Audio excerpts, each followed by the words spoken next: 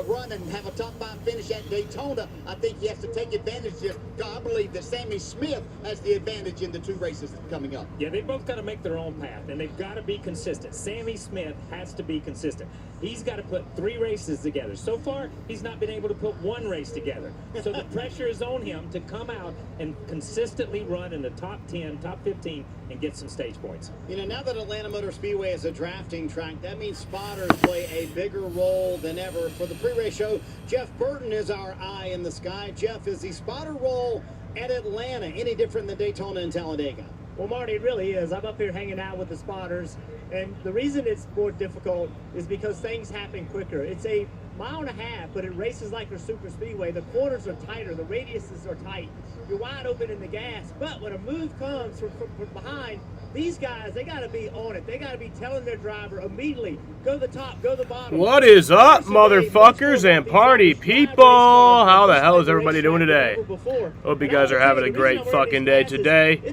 We have the Atlanta Xfinity race, the Focused Health 250. It's like a mirror. Gonna be some fun times today. From Atlanta Motor Speedway in Hampton, Georgia. Jesse Love is on pole once again. I think he was on the pole for the first race here this year. I'm surprised how warm it is, and that is going to make the cars not drive well. Yeah, it certainly is warm, and that's almost like snow skiing, Kyle, right? When that snow really reflects the sunshine. So, you know, if you count Indy, Michigan, and Daytona, today will mark the 4th drafting race in the last 5 for the Xfinity Series. Can the drivers in the field today kind of pick up anything from those other races? Yes, I think so. Drafting is an art. Drafting is something you learn. Drafting is muscle memory. Drafting is the more reps you get, the more you're able to transfer it. So I think every racetrack that you run during the year leads to these races towards the end of the year where you should have it perfected by now. So having said that, DJ, it's a very large sample set from which to take, but what organization has stood out to you over those 4 drafting races? You know, Joe Gibbs Racing over the years has been able to go and win pretty much anywhere, but the one thing that they have been hurt at is racing at Daytona and the speeds at Michigan. They've been much better these last 2 races that are somewhat like what this racing will be here this afternoon. So they've been really impressive. A lot more speed for them, giving their drivers chances to make those moves they need to. And I think the Colleague organization has stood out to me in recent weeks. I look at Colleague and I say, okay, finally they decided to show back up. They built their reputation on speedway races. That's where we first noticed them. Running up front at Daytona, running up front at Talladega. We talk about them on the road courses, but this is a place. AJ finished 3rd at Daytona. This is a place they can win. Coming up, we'll try to narrow in on when the chaos will happen at Atlanta today. At least we'll give our best guess. Plus, pre-race ceremonies are coming up next here in the ATL. The Ergo Smart Base from Tempur-Pedic automatically responds to snoring, so no more hiding under your pillow, because this system actually detects snoring, then adjusts to help reduce it. Don't miss our biggest sale of the year with savings up to $700 on select adjustable mattress sets. I was the last athlete out on the floor, and I still had a full round to go. And everything in me was saying, just stop. I kept plugging through until I got time cap. Because I didn't quit and I just kept trying as hard as I could, it's actually one of my fondest memories of all the games. I want others to feel that their worth is based on their efforts and their willingness to put themselves out there. Our effort is the only thing we can control. Never? I want to be an actor. So why don't you act like a good sister and get me some more of those baby back ribs? I want to be a director now. Let's try a scene where you go get your and action. And cut. A lot of drama on this set. Action. And cut. Maybe I'll just go get wings for everybody. Tuesday, the first Harris-Trump presidential debate. Rachel Maddow and team will preview the event. Then stay tuned for the full debate, followed by insights and perspective. Special. Aldi has low prices on beef all the time, but here, the sale could end at any minute.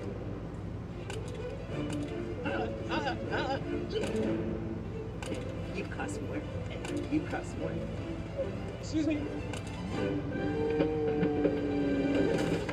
Hello. Aldi doesn't play pricing games on USDA choice beef. They have low prices every day. Everything we don't do is for you. All right, here we go.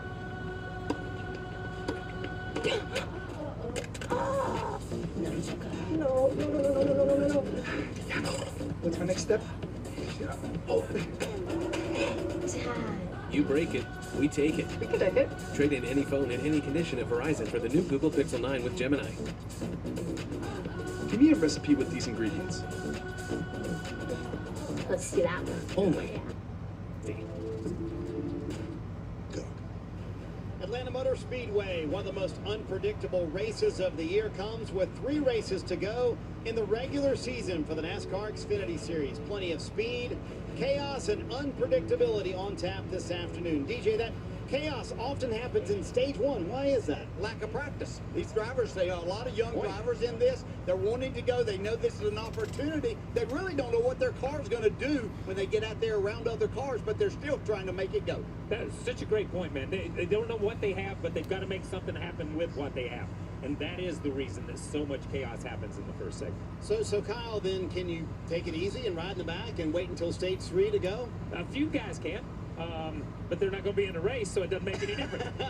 But Ryan Sieg, Sammy Smith, they've got to be cautiously aggressive. They've got to protect themselves, but grab every opportunity that comes their way. At some point in time, you have to know exactly what your car is going to do and where you need to be as this race winds down. Big day for a lot of drivers who cannot afford to take it easy. They have to play it very aggressive here at Atlanta today. Time for today's pre-race ceremonies. Please rise as you are able, remove your hats, and veterans render a hand salute as the United States Special Operations Command Joint Service Color Guard presents our nation's color. Here to offer today's invocation, please welcome from Go Church in Sharpsburg, Georgia, Pastor Chad Whittle. Let us pray. Father God, we thank you so much for this beautiful day. We thank you for life. We just thank you that we get to get up this morning. God, I pray for the families that were impacted by the tragic events that took place this past week, Father. We just pray your provision over them, protection, and courage. Pray that you would navigate them through this difficult time, that they would have peace. Father, we thank you for the brave men and women who serve our country. We couldn't do this without them, Father. And God, I just pray for the race drivers that are racing here this afternoon, that you would have your hand upon them and protect them. Protect us as we go about our way home today. And we love you and praise you in Jesus' name. Amen. Amen. Here to perform our national anthem, please welcome from Henry County Fire Rescue Department, Lieutenant Rodney Brooks. Oh, so can you see by the dawn's early light what so proudly we hailed at the twilight's last gleaming, whose broad stripes and bright stars through the perilous fight o'er the ramparts we watched were so gallantly streaming, and the rocket's red glare, the bombs bursting in air, hey, proof through the night that our flag was still there. All sailors, that star-spangled banner yet wave, o'er the land of the free and the home of the brave.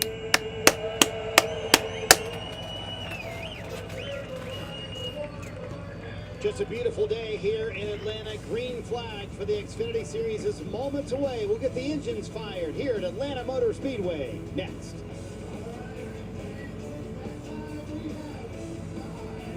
A message from the Sonic Department of Research and Deliciousment. Did you know your new favorite burger has hand-smashed patties made to order, hot and melty cheese, and a tangy sauce? How rude of me. Let me introduce you. Try the all-new Double Sonic Smasher and at a half-price drink in the app. 1 in 4 vehicles will need a new battery this year. Don't wait until yours dies to do something. Test your battery regularly, and if you need a replacement, Napa has you covered with a full range of long-lasting, high-performing batteries designed to keep you moving. Ever wonder what you'd do if you found yourself in a horror movie? Hello? A Reboot by Jordan Peele and Monkey Paw Productions. This is my first human. I'm so excited. Of a prank show? See American Nightmare Cody Rhodes? I just pranked the New Day. So scary. It's funny. Oh my god! It's a finger on either Wait. No, bye, girl. Scare Tactics. Series premiere Friday, October 4th on USA. This is the make or break moment. Oh my goodness. Not just for the day, but for the years to come. This is where a race isn't just about the race. It's about the doors it can open. That kid is amazing. The number of fans wearing your number. This is the chance to carve your name into the history books. This is the NASCAR Xfinity Series. Introducing Mando Whole Body Deodorant for pits, privates, and beyond. I'm Dr. Shannon Klingman, the inventor of whole body deodorant, like Mando. It's clinically proven to block odor all day and controls odor for 72 hours. And before you say it, Mando works better than a shower with soap alone. Rather than covering up BO with heavy fragrance, Mando's unique formula stops odor before it starts. That's my secret to better odor control everywhere. Mando's unlike... So green flag is at 3:11 today. September 23rd, 4 legendary coaches take the field. I'm starstruck. Get in where you fit in. My pick to win today is Austin Hill. The icon, Gwen Stefani. Michael Bublé. The stages are 40 laps for stage 1, 40 laps for stage 2, so that's lap 80, and the final 83 laps is the final stage, 163 laps today. 4 sets of tires. You will not have to pit for fuel. Never give up. Way to fight, Devin. Every person in the world wants to race here, and I won here. Great job, Aaron. Or he's saying it's difficult to determine fuel mileage. It's just really difficult. He's saying about 68 to 73 laps, so in the final stage you would have to pit.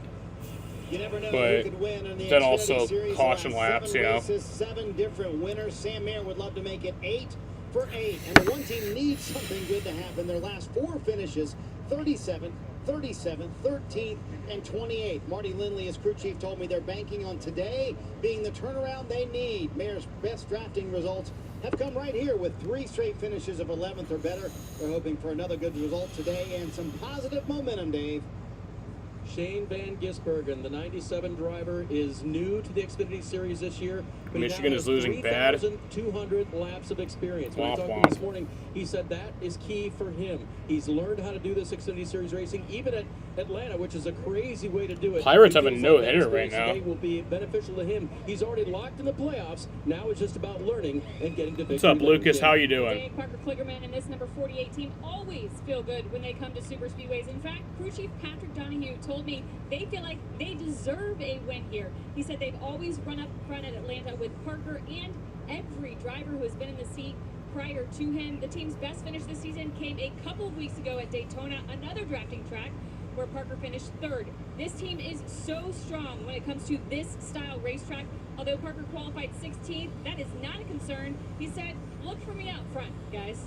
So, DJ, at drafting tracks, drivers often make plans to partner with other drivers to help them get to the front, but they all say it's harder to do here at Atlanta than it is at Daytona and Talladega. Why? 100% harder, and every driver that I talked to today, Xfinity or Cup, talked about the quick decision making that you have to do here. You can't be looking for partners. You might find them by accident, but it's so much harder here because the straightaways are so much shorter. Yeah, you just stumble onto a partner and then you claim it to show how smart you are. Those things happen so fast, you can't make those decisions. So you mean all those times back in the day, Kyle, where you worked out something with a teammate, that didn't apply here at Atlanta? That goes out the window in Atlanta, except when it comes to going to dinner, buddy. Yeah, you just got to draft with whoever's around you, and then you make the dinner reservation later. Let's get the engines fired here in Atlanta.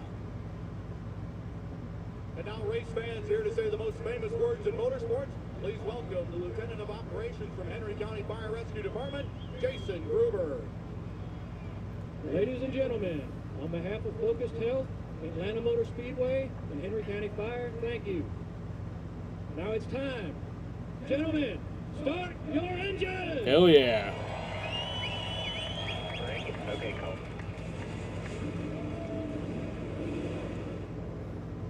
Could there be a new winner and a new playoff driver? We're about to find out. Green flag for the Xfinity Series in Atlanta is next here on USA.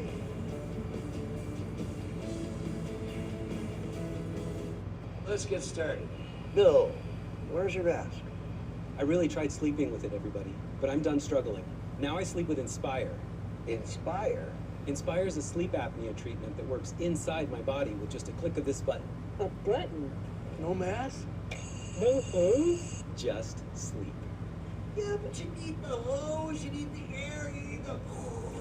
Inspire, sleep apnea innovation. Learn more and view important safety information at inspiresleep.com. If you love to travel, Capital One has a rewards credit card that's perfect for you. With Venture X, earn unlimited double miles on everything you buy and get access to over 1,300 airport lounges. Open up a world of possibilities with Capital One. What's in your wallet? Who do I have winning today? I have Austin Hill winning today.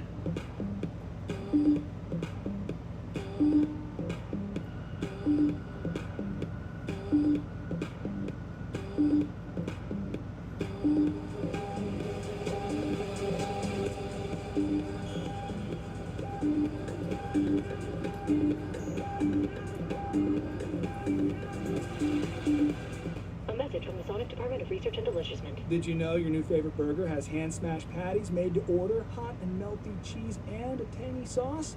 How rude of me. Let me introduce you. Try the all-new Double Sonic Smasher and at a half-price drink in the hour. The NASCAR Xfinity Apparently Ryan Preece will be going to RFK next year. coming to the CW. 8 weeks of action, including every playoff race, exclusively on the CW. This is when championships are won. The NASCAR Xfinity Series. Check your local listings.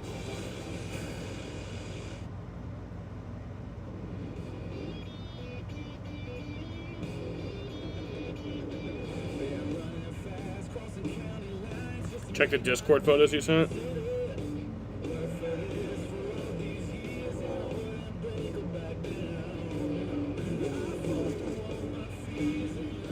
Ooh, I really like that. I might use one of those for the Cup stream.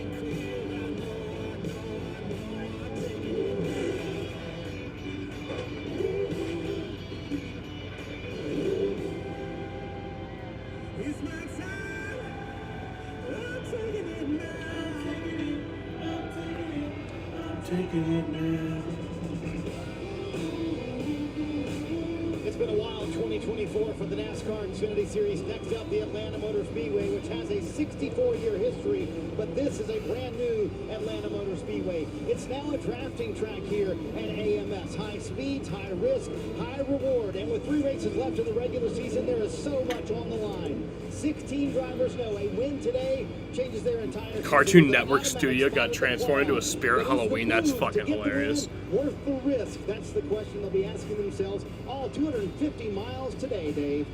Marty, track position is a phrase we will talk about a lot today. If a driver gets it, he wants to keep it. If he doesn't have it, he wants to get it. And the pit crew can be a whole lot about that. The crews on pit road will try to gain more for their driver right here on pit road, or they'll try to keep what they already have.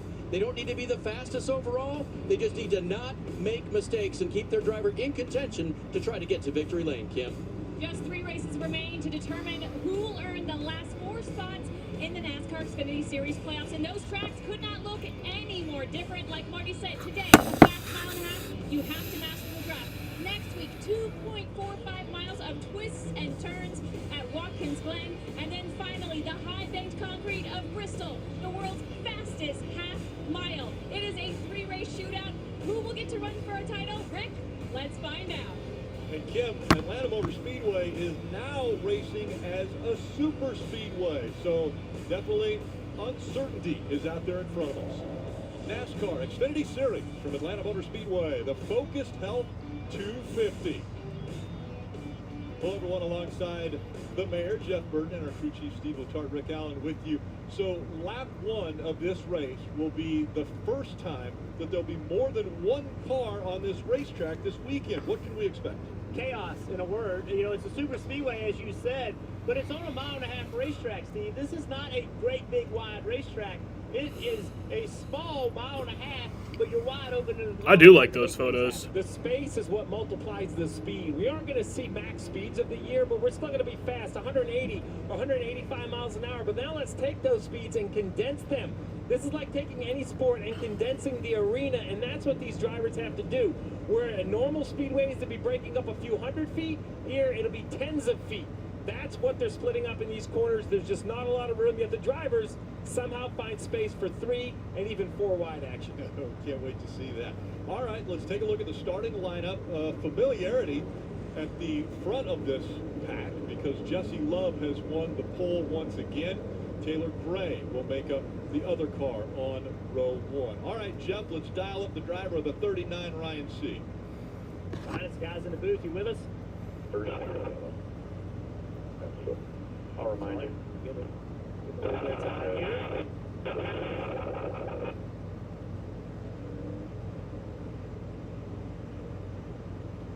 Hey, Ryan, it's the guys up in the booth. You got us? Yep, got Joe. All right, this is a hometown race for you, but also a lot on the line, trailing Sammy Smith by a few points.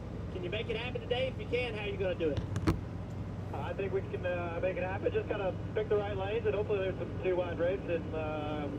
Not like we saw it in the spring, and we'll get racy and try to get as many stage points and try to find ourselves with some track position and try to win this thing for Apps and Ford and in front of the hometown crowd. So we're going to put on a good show, make it exciting. Hopefully we get 2-wide racing going here in Atlanta. We talk about super speedway racing, but this is on a much smaller track. How intense does that make it when it does get 2 and 3 wide? Super intense here. They're a handful to trying to run 2 wide. Here it's going to be a handful, but I'm up for the challenge and ready to do it. Get after it today. Thank you. Good luck. Love being able to chat with the driver right before he takes the green flag for a few more stories before that green flag comes out. Let's go to Marty. Rick, when A.J. Allmendinger has been full-time in the Xfinity Series, he normally has a few wins in the bank by the time of the season. This year, they don't have that. In fact, he has 0 playoff points, but the Dinger told me he's not going to force things to get playoff points over the next 3 weeks. His focus, just keep developing the newfound pace they have at Colleague over the last few weeks, but considering how good they were... Ever seen the USA logo in red? You can expect the 16 well, now you have.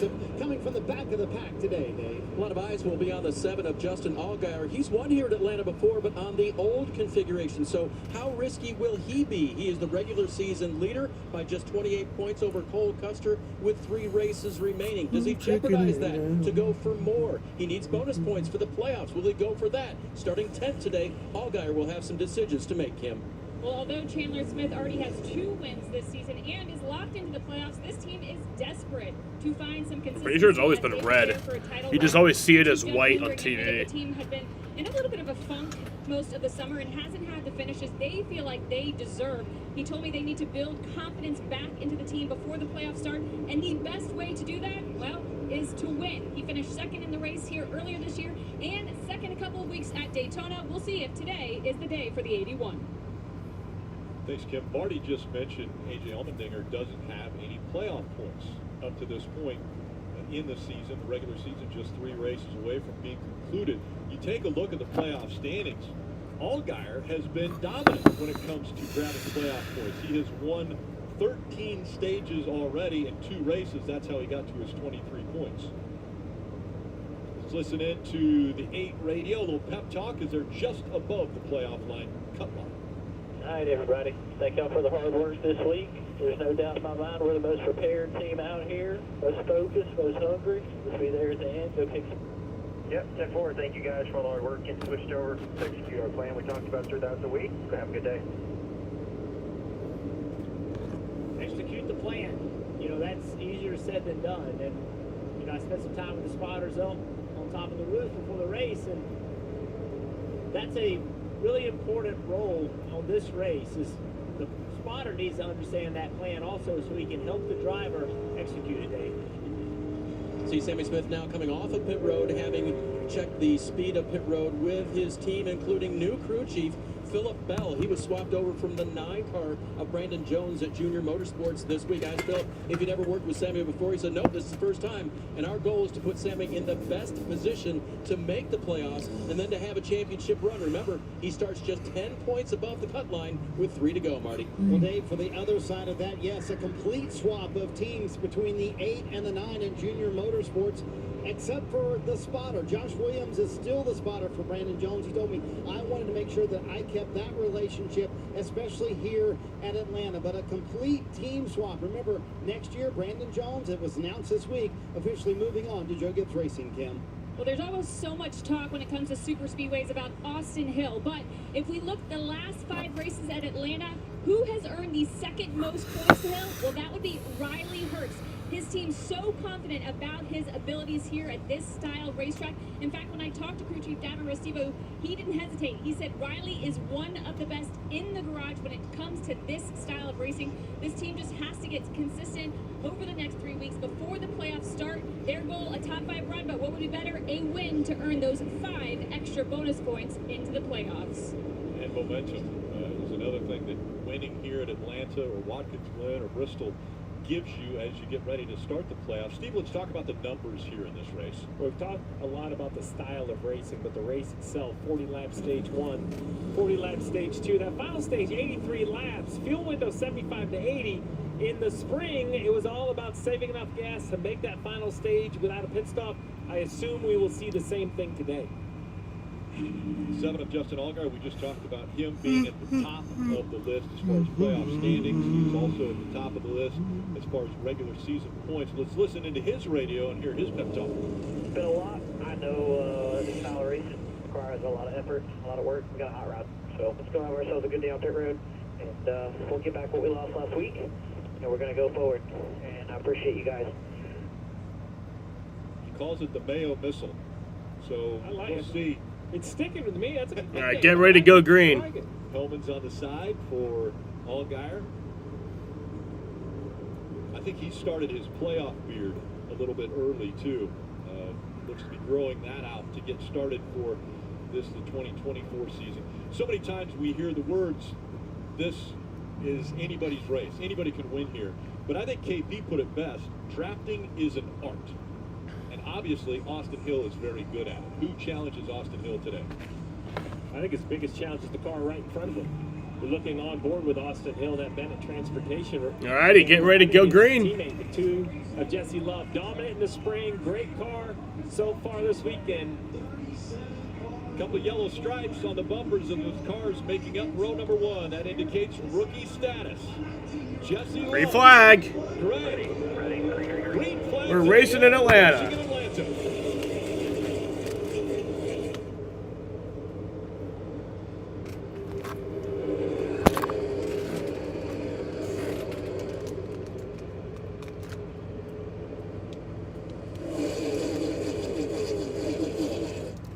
It's super speedway racing, and at Daytona and Talladega, that means they can't lock bumpers. Here, they can, and we see the 2 getting pushed out in front by the 21 of Austin Hill, and so the RCR cars separating themselves, running first and second. The 3 wide back there, a couple more rows. As you see, the top lane instantly has the run on board with the 27 of Jeff Burton and that state water heaters camera.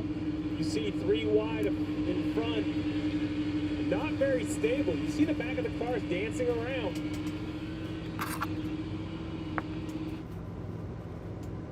There's one 3 wide.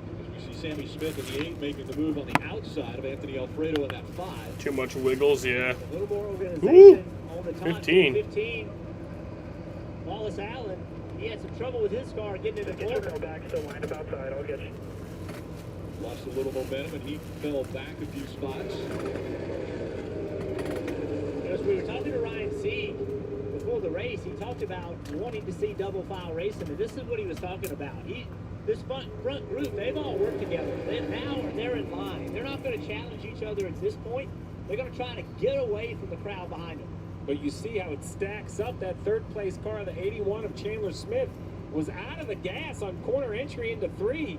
I don't know if the car just didn't drive well, but it kind of stacked Allgaier up and behind Allgaier. Gray did a nice job of not getting into him. Now Allgaier says, you know what? You're out of the gas so much, I'm going to come to the outside and try to pass you off too. He pulls back. There was a little contact. So the 31 got into the back of the 15 here. Yeah, well, the 15, it's like he doesn't know he's there or something. Or maybe his car's loose and he had to steer it down there. That 7 car looks sporty right now. He went around the outside of Chandler Smith, and his car through the corner looks very stable. Yeah, as he drives up to the rear bumper with really no concern. The question is, you have somebody that can go with you, right? He could maybe pop out of line and try to make a move, but he just passed Chandler Smith, whose car wasn't handling well, and look at the gap. Chandler can't go with him right now. His car didn't drive well enough. And I think if you're the 7, there's no reason to be too forceful with 34 laps and go on the stage. I think you just kind of take your time. You're in a really good spot right there.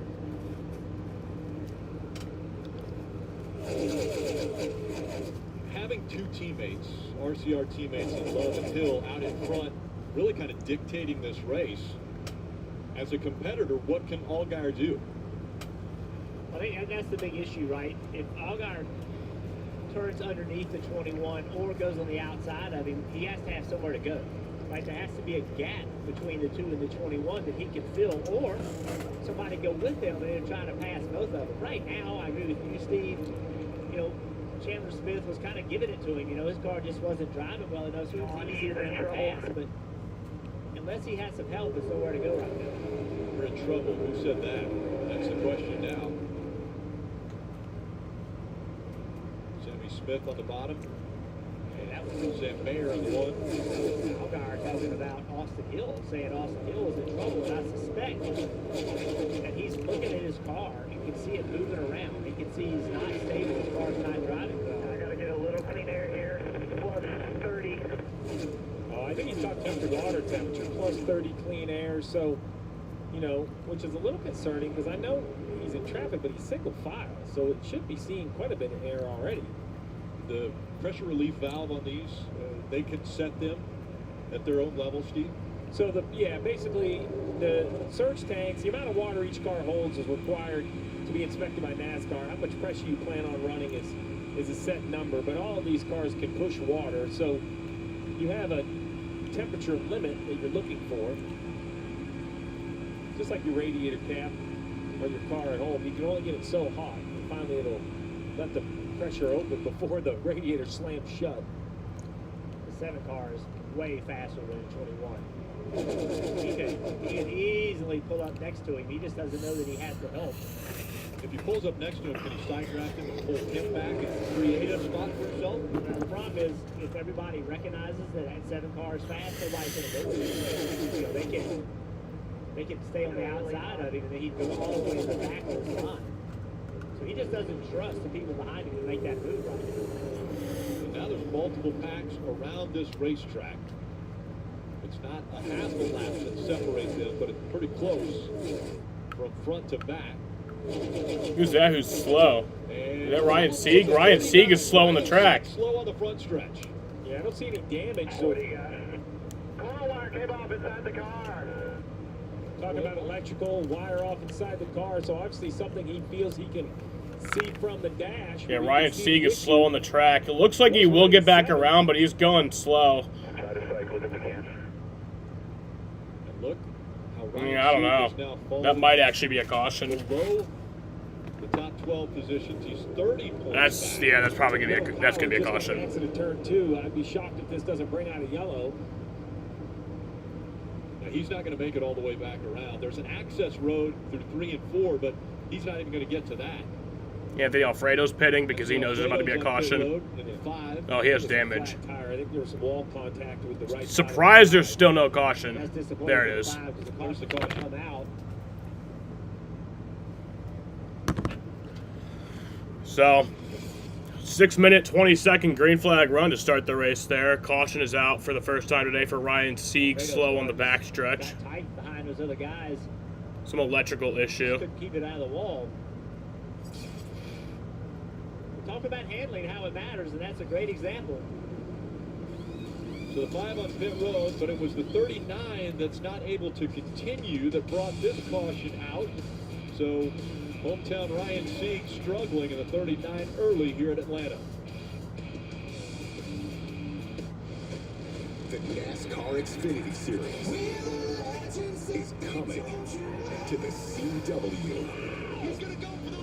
8 weeks of action, including every playoff race, exclusively on the CW. This is when championships are won. The NASCAR Xfinity Series. Check your local listings. The first thing you think of when you see a truck is this guy. We're looking for you. Join us at Toyota Racing. A message from the Sonic Department of Research and Delicious. Did you know your new favorite burger has hand-smashed patties made to order, hot and melty cheese, and a tangy sauce? How rude of me. Let me introduce you. Try the all-new Double Sonic Smasher and at a half-price drink in the app. Want to watch it on TV? Which one? SVU. SVU. SVU. SVU. SVU. SVU. Special things viewing. SVU. SVU. SVU. SVU. SVU. SVU. You want to watch?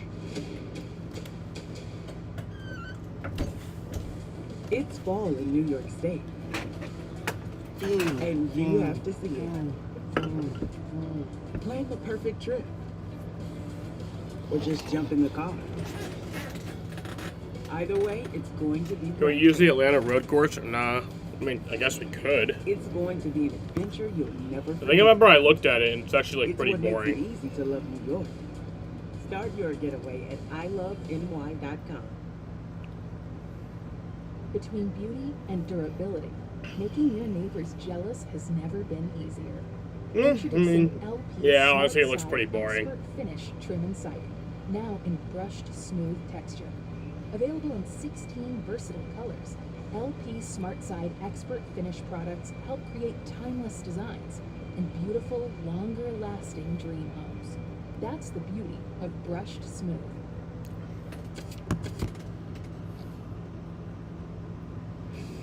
NBC Sports coverage of NASCAR on USA is brought to you by Toyota. Let's go places. And by Credit One Bank, NASCAR American Express truck. 8 is now on pit road, Dave. And Sammy Smith coming to pit road here. He'll take on 2 right side Goodyear tires and take on 2 more. We'll see if we can find out exactly why the 8 came down this early, Marty.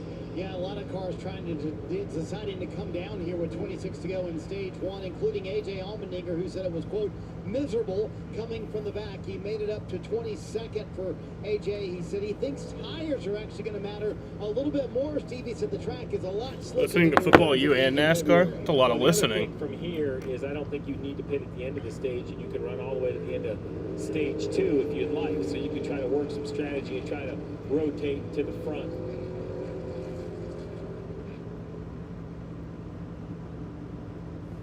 How about the 39 talking about a coil wire? Well, he said that the coil wire came off. So one thing, Syracuse won. Xfinity cars right here is basically the electronics, right? That's where the coil, the ignition box, all of those are up on the dash. So, I hear a lot of times drivers kind of thinking what's going on with it. The coil wire coming off is pretty specific, Jeff. So all I can figure is he could literally see it falling off on the dash in front of him. Yeah, he saw it and could identify the issue, Dave, and they jumped in there and got it fixed. And Jeff, this is tough for the team that prepares this car just 50 miles up the road in Tucker, Georgia, northeast suburb of Atlanta, and they came here with high hopes. They can still get it done today, what they need to do. But as he comes to pit road here, you can see the replay. They're pointing right to it. Tommy, the engine tuner there, pointing to it and getting after it, making sure the window's back in as well. That's the other thing. You got to seal this car back up and make sure it is right for racing for Ryan Sieg. So as they go to work now, they'll change tires here, give them an actual pit stop, and change the Goodyear tires and fill them full of fuel. That's exceptionally frustrating because that's, that's just a mistake that no team should make, right? That's just an easy application. And for that, you saw how easy he pushed it back on there. That's just an unforced error. Yeah, the connection to the coil is much like a spark plug wire. You know, he kind of has a rubber boot and it just snaps in place. And like you said, Jeff, those are just the simple mistakes that can easily eliminate you. He's still in the race, still rolling, but at 2 laps down, with Alfredo being 1 lap down, it gets to be more difficult at this point. Mark. Steve, for a driver sitting in 16th, Sam Mayer has a lot of confidence. Here's his conversation with Marty Lindley. Last caution, listen. Sam, what do you got for balance right there? This is the best Atlanta car you've ever built, Marty. Perfect. Copy that.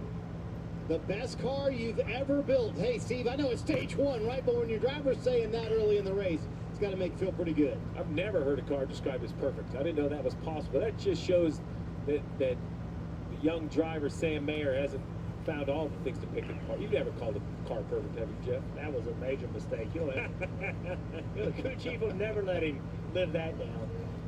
Your New Hampshire car was probably perfect, wasn't it? It was way, a lot of things could have been better. So what you're saying then is the driver had a lot to do with that thing, making it. Saying that it's never good enough. Never good enough, that's right. Never good enough. Now it's going to be the 18, that CW car. Alrighty. They'll be on the inside of Green Roll flag. Jesse Love on the outside. We get back to racing here in Atlanta.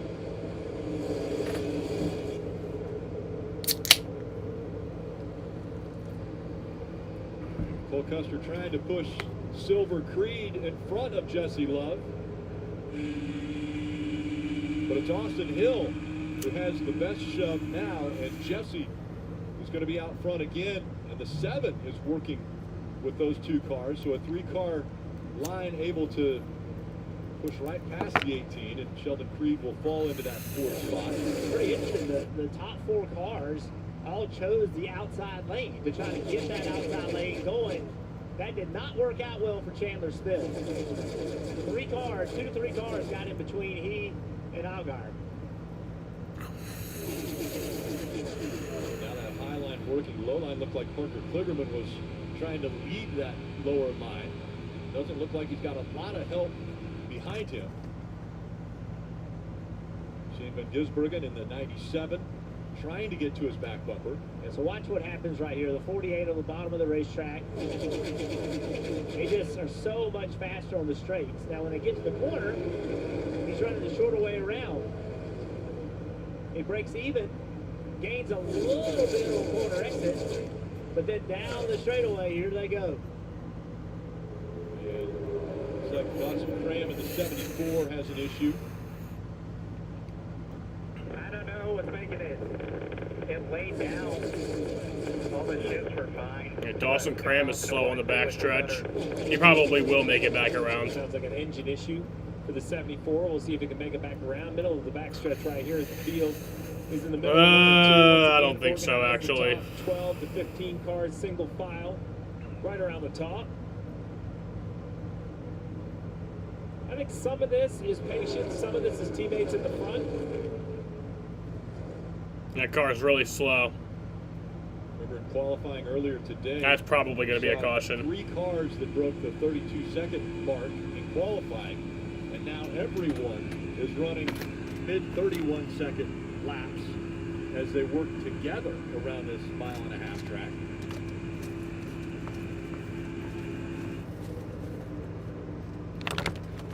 Austin Hill in the 21, running second right now, Kim. Yeah, and Austin Hill so good at these tracks, understands I guess no what caution. you need to do to hold off the field, and understands how important teammates are. Here was his plan for he and Jesse Love after that first run. Take a listen. Do you want me to see if I can have Brandon have Jesse run a little bit higher, so that way you can poke that headlight out to the left, and that way you know that you're still close enough where they can't poke to your outside? Does that make sense? Yeah, I think it would help. It makes it a little tougher when he's running the middle. So again, there you heard Austin spotter Derek Thielen talking about how he'll work with Brandon Benesh, Jesse's spotter. The 2 of them working together, Dave, to try and hold off that 7 of Justin Allgaier. Hold off Allgaier. Some saying he ought to just chill out right now. That might have been the driver I'm okay. of Allgaier, of Jesse Love back there. But Jesse running in the lead position, the 2-car. He told me this morning, I think what I've learned over the course as the 7 now coming down, Allgaier's got it. Rick, you take it. Big run for the 7 of Allgaier. He got to the inside of that 2. We've seen him be very strong running behind the 21. Can he complete the pass on his own? That's the problem. See, he did not clear Jesse Love. Now, Austin Hill's going to try to fill this hole. He gets there. How far back will the 7 car go? Will there be an opening? Will anyone go with the 7 of Allgaier? Right now, he's on an island. Well, I agree with what Jeff said. I think he has proven that he's one of the best cars. Just the pace of the 7 and the driving, how he's able to pull to the rear bumper of the car in front. So all of these cars want to eliminate him. As the 7 slides up right here, he's going to try to slide in line, unable to do it. This is impressive. He's going to take the lead? By the 7, though, continuing to battle. Damn. He's starting That's to create impressive. a gap. Oh, contact. Ooh, a little bit of contact right there. Has to go down the racetrack. Jesse Love came down as the 7 was trying to side draft, still trying to clear the 2 on his own. Everyone else is scratching their head because there's no way their car is going to do that. And they're just wondering how the 7 pulls it off. I think he's going to clear the 2 right here. Overdrive the entry and slide up in front of the 2. Just like that, clear for the lead. Side drafted the 2, and now Allgaier leading in Atlanta. And that's given some other drivers confidence. If Allgaier can make that move, then let's try to make it ourselves. It sounded like Jim Coleman mentioned something about patience. Allgaier out in front. Now maybe he can be patient. Well, it's way easier out front. Remember, he had that overheating issue early. They didn't come to pit road, so we haven't heard an update after the yellow. But they didn't pull tape. I don't think it's going to fix itself. Now leading, it should get more than enough air where the 7 can just be patient. A couple drivers using that lower line now after watching what Allgaier was able to do. And they're also seeing guys that cars aren't handling very well. You're seeing some, this 19 car, I've seen multiple times. He has been way out of the gas in the middle of the corner. And then watch this guy, watch this. Taylor Gray, Brandon Jones, the exit of turn 2. Taylor's having issues staying in the gas. He's having to lift right here. Brandon Jones right behind him. They did a good job working that out. Then right after that, Texas Brandon beat Jones Michigan. trying to get to the outside, gets him to the wall. 7, the side draft getting really aggressive. The front stretch pretty undefined what straight is. Just a little bit of a bang on the doors. Just a little bit of a bang. Yeah, as long as you don't flatten the plus tire. miles an hour. Yeah. So Allgaier's out in front now of Jesse Love, Austin Hill, Sheldon Creed, and Cole Custer all in the top 5. Herbs Jones, Chandler Smith, Mayer, and Gray all a part of the top 10.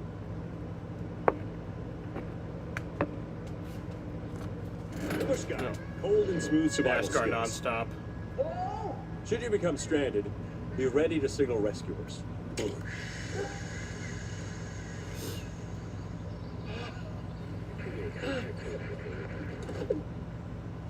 How long have I been out here? About 12 minutes.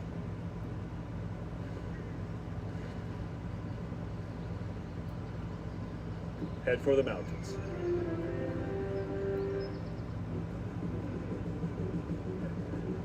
Looking for a refreshing change? Say goodbye to sluggish performance and reach for the one that won't slow you down.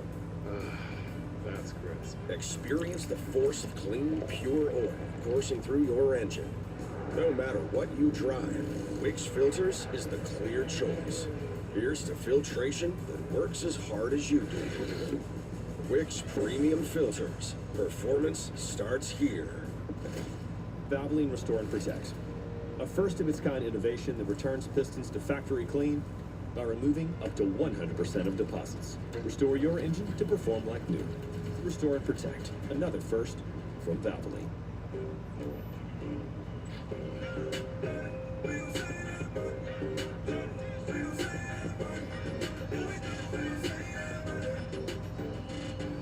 The Fun 99 menu. Always $1.99 each. And now your action weather broadcast. We've got shifting weather conditions on the horizon. Expect high winds, scattered thunderstorms, cold fronts, and dense fog.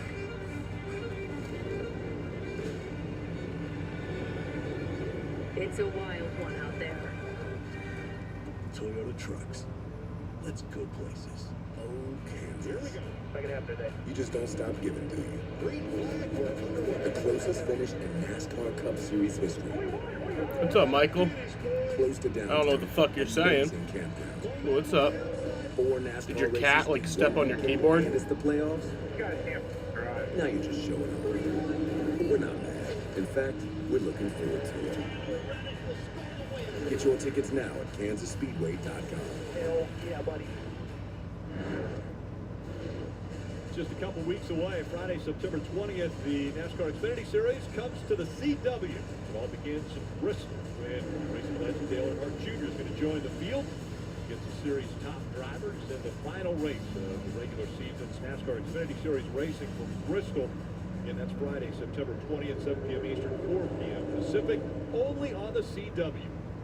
Junior had enough speed to win that race last year. Sure did. Seen a lot of miscellaneous passes kind of one at a time inside the top 10, and a lot of conversation on the radios about water temperature. Warm day here in Atlanta. I can't tell if people are trying to pull out a line just to cool their cars or if they are trying to make moves. You can definitely pull to the bottom in the corner and get a run. The question is, where are you going to go with it? If you can't get back in line, sometimes it can be a net loss. You got to have gas trying to fill. That car in the back of this picture, that 98 car, Riley Hurt. Got 5 to go on the stage here. Justin Allgaier has the lead. In the last 4 or 5 laps, was able to just be in the throttle. Jesse Love has led the most laps, 24. Cole Custer pushed him down the back straightaway and gave him a lot of help, but his car is not driving well. It's like a checkbox where it's a drafting track, but you have to drive well enough to draft. And if you don't drive very well, if your car isn't handling well, you can't take advantage of the draft because you got to kind of get out of line to get the downforce. Speaking of out of line, Austin Hill up the racetrack, and so that has allowed the two of Jesse Love to get to his inside. Will that be bad for Jesse Love as we're coming up on 3 laps to go? These top 4 cars all already have won and are locked into the playoffs. How aggressive do they get for that one playoff point to win the stage? Ronnie Earp's going to get behind the 21 and trying to push Hill past the 2 car. Look how good the 7's driving, though. He's easy keeping 1 or 2 car lengths back to second. Now, this should be a run for the 21. Can he do something when he gets to the corner with it? If you're on Top Chat, he won't show up. I don't necessarily mean they're a bot. So that takes that momentum away with those 2 cars. I don't know the Top Chat algorithm, but that doesn't mean anything. The 2 of Jesse Love. Man, that 98 got right on his right rear quarter panel and he pulled the side force away. Great save by the driver of the 2. Less than 2 laps to go in stage 1. I think Riley Herbst has the speed to try to make the move. Can you get some help from Jesse Love?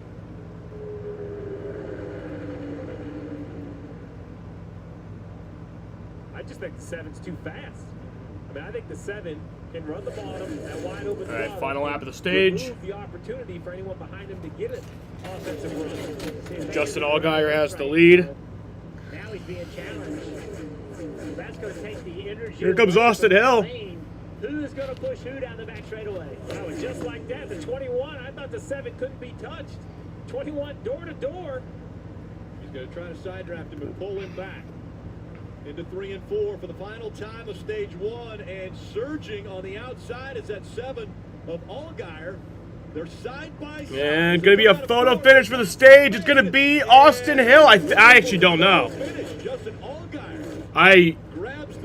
It looked like Austin Hill, but damn, that was so close. Holy shit. Stage win. That's the most ever. So about a 12-minute and 52-second green flag run there to end the stage. I'm sure NASCAR will double check the camera. That's almost within the margin of the transponder. Yeah, right there, that move, Austin Hill just drove underneath the 7. I think that Allgaier got lucky to win this stage. I think on the last lap, you got to go to the bottom of the racetrack. You got to make him pass you on the outside. It did confirm that the 7 won, and the reason the 7 won is because of this push right here by Riley Herbst. Damn. just that close. And remember, this is just stage 1. We still have 2 stages to go here in Atlanta. Joe Blood, the most prolific hitman in Europe. I've got some bad news. There is no cure. What do you want retired? Me. There's been a mistake. You're not gonna die. What? I just want to celebrate.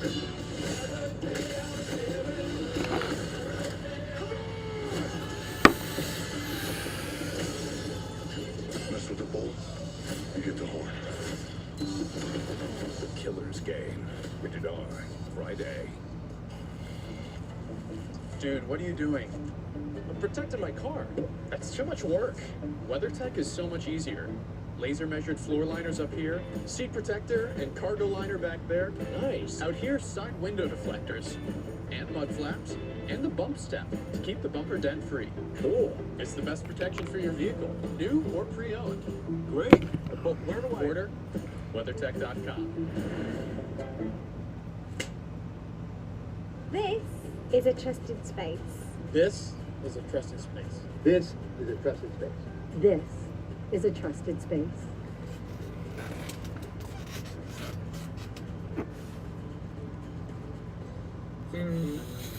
At Burger King, we flame grill our burgers.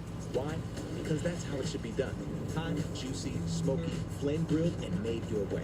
Come experience the flame grilled difference with 2 Whopper Juniors for just $5. Progress. Moving in a positive direction. We all want our lives to do that. Why is progress also in our name? We've always believed insurance should do more. That's why we've gifted over 1,000 vehicles to veterans, funded housing programs for families in need, and why we're working to make roads safer. You're doing good. And housing more fair. For us, that's real progress. Make sure to join NASCAR's free rewards program and start earning points that turn into member-only rewards. You can earn every time you check in for a race and trade points in for free tickets, as well as one-of-a-kind race day experiences. Visit NASCAR.com/fan rewards. You're watching the Focused Health 250 here on USA, and winner of Stage 1 is Allgaier. Mentioned 14 stage wins. That is the most stage wins ever in a season. And Allgaier still has 9 races to go and a couple more stages even in this race. Well, we talk about during qualifying and, what's the strategy? Well, the strategy is doing this right here, just leading laps. There's not a lot of strategic calls from on top of the pit box in the Xfinity Series with the limited tire count. You kind of hit at the end of each stage. So he's just good enough in each stage to lead a lot of laps. Let's head down to the Peacock pit box and check in with BJ and KB. All right, guys, we knew it was going to be exciting, and the end of stage 1 is separated by 100th of a second. Yeah, it's crazy. They talked about it in pre-race. We heard Marty bring it up. Can you have a plan? They had a plan. Austin Hill and Jesse Love ran together the whole time. And where's the 98 come from? Where does Hertz come from to help Allgaier win the race? Yeah, remember that he won at Indianapolis with this very package that they did here today, Riley Hertz did. So he's got a fast race car. Yeah, I know there's a race going on here. We're going to cover this. But, guys, did you see as these drivers started complaining about the handling of their cars in the motorhome lot, all the drivers went out from the Cup Series trying to find their crew chiefs to say, what the heck are we going to do tomorrow? There was a mass exodus of buses over there. We're seeing the field make their way onto pit road now. Pit road's open. Pretty interesting pit road here. You enter actually in turn 3, come all the way around on the apron. The reason they do that is because if you have to pit on the green, the track is not wide enough to have green flag pit stops and not having to slow down in the middle of the corner and causing a wreck. And let's check in with Dave.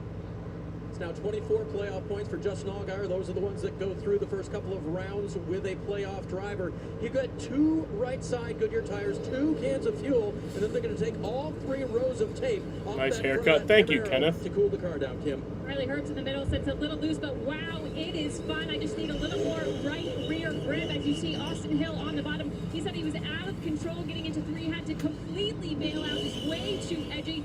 Can't make quick reactions like he wants and keep the car underneath him, as both of those cars getting 4 fresh Goodyear tires and snow. Go fuel them, Marty. Quoting Sheldon Creed here, Cam, he said it's super sketchy, dirty, and dirty air. It's bad, bad, bad. I have no trust in the rear tires. And then Sam McCauley, as crew chief, said, do you want 2 tires? He said, absolutely not. No way. I need 4 tires here for the end of that run.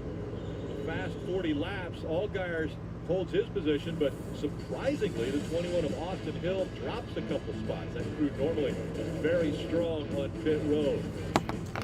We expected it to be nose to tail and very tight, but 100th of a second separating the top 2 at the end of stage 1. Applebee's is serving up the NFL. And to celebrate, we're serving up America's favorite boneless wings for just 50 cents each. We're trying out some other stuff too. What's the order? 50-cent boneless wings. 50-cent boneless wings on 2. Ready, break. Hey. 50-cent boneless wings only at Applebee's. Enjoy. 1 in 4 vehicles will need a new battery this year. Don't wait until yours dies to do something. Test your battery regularly, and if you need a replacement, Napa has you covered with a full range of long-lasting, high-performing batteries designed to keep you moving. A message from the Sonic Department of Research and Deliciousment. They say you can't put a price on fun, but at Sonic, fun is exactly $1.99 for your favorites like the quarter-pound double cheeseburger. So take that, they. Turn it up a little more, please. Always $1.99 each. Want to watch a little TV? What's on? SVU. SVU. SVU. SVU. SVU. SVU. Special things are showing. SVU. SVU. SVU. SVU. SVU. SVU. You want to watch? All right, here we go.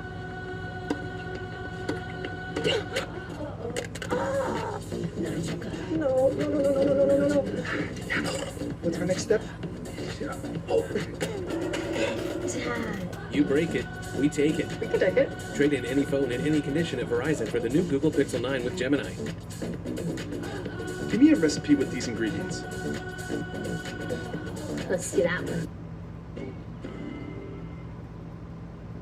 Johnson & Johnson was aware for over 50 years that its line of talcum products was linked to ovarian cancer, but the mega corporation puts profits over the health and safety of our mothers, sisters, daughters, and you. Millions of women have been diagnosed with ovarian cancer as a result of using talc-based products. If you or a loved one was diagnosed with ovarian cancer after using talc products, you may be entitled to significant compensation. Call the Porter Law Group's Talc Ovarian Cancer Hotline, 844-781-4961.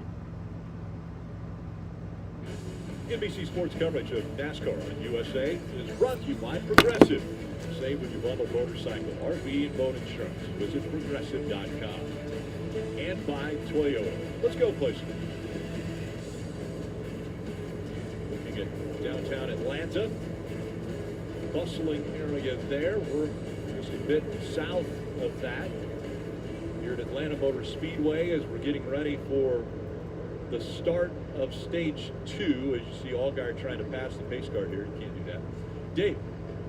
Rick, let's hear what they were talking about under caution. It also keeps you some clean air, give it cool back down. We got 3 rows of tape off of it, so we should be back to where we need to be. Sorry we missed that. All is good, my friend. I think you stay aggressive, buddy. We got stage 1. Let's go get stage 2. Copy that. Crew Chief Jim Pullman encouraging his driver, Justin Allgaier, go get stage 2. Do you guys like that aggressive strategy for the 7? Well, they only took 2 tires under the caution, not 4. So that was an aggressive side. We'll see how it works because Allmendinger, Sammy Smith, a couple cars stayed out on older tires. And much like earlier, Jeff, you know, they all chose the top, right? So that gave Allgaier the ability to pull all the way to the inside row 1, even though I think he was basically the 3rd car in line.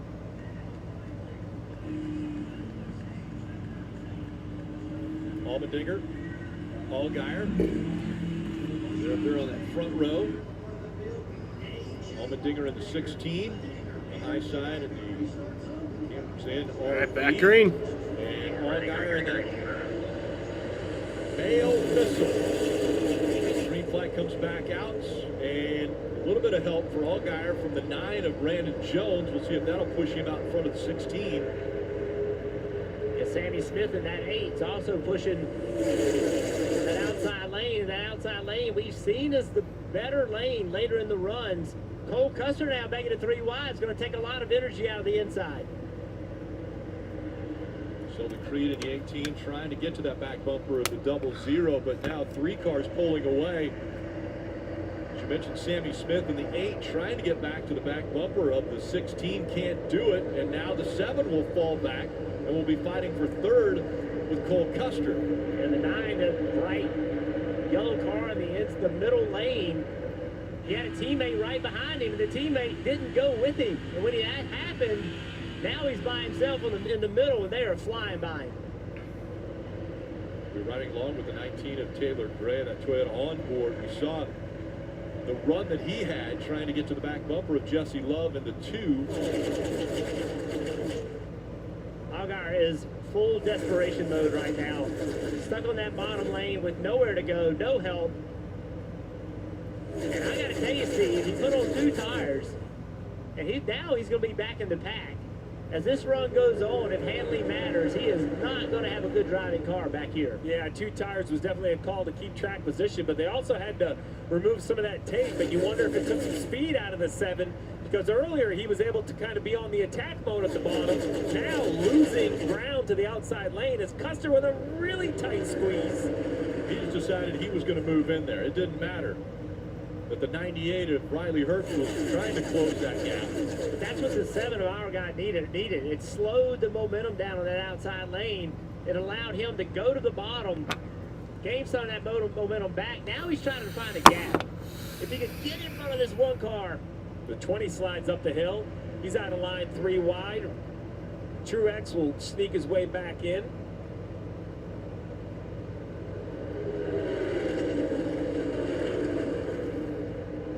Top 6 cars all in line. There's that 00 sliding, and maybe a little contact there with Sammy Smith. 20 Ryan Truex tagging the wall there. Loose. All by himself, got in the corner, and just car does not have the grip he wants. And with that, Allgaier kind of got back in line at the end of the line. Now running at the 8th position, single file. So now I think he could go along here for a little bit and start trying to find those gaps and try to turn underneath. But when you start on the bottom, everybody's wide open in the gas. You don't have any help. There's really nothing you can do. But let's see what he does at the back of this pack. Allmendinger out there on 30-lap old tires as well as Sammy Smith. I think that's fine when you're at the front of the pack. We'll see if they start to age. Still 27 to go in this stage. That's why Allmendinger was up front. We saw the 7 come to pit road, and so it was Allmendinger who got to choose that outside line. He's got Sammy Smith behind him. They're on the same strategy. Both came to pit road on lap 14. They have to be a little careful because behind them is the 00 and the 98. Why does that matter? Well, they're 2 Fords and 2 Stewart-Haas Racing Fords. So I would imagine if they could get it timed right and the 00 turns down the hill, the 98 would follow. Teammates potentially working together. Buddy, what about the 16 of Allmendinger? Well, remember how their day started, Rick. They had the power steering issues, so they had to go to the back of the field and try and work their way through, which A.J. Allmendinger described as, quote, miserable doing that. So Alan Schaas told me, hey, that's our only move, to not pit there. They took the caution in stage 1, did not pit at the end of stage 1, so they're going to stay out here until the end of stage 2.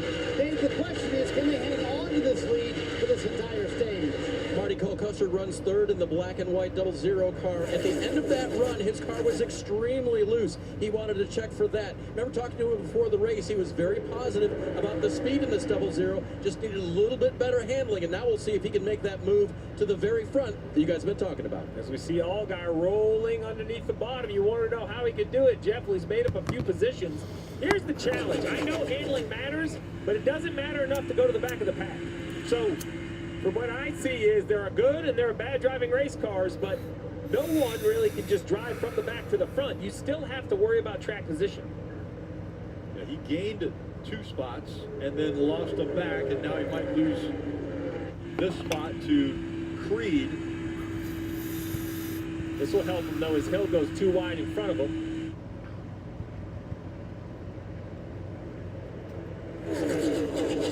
Allgaier continuing to peek to the inside.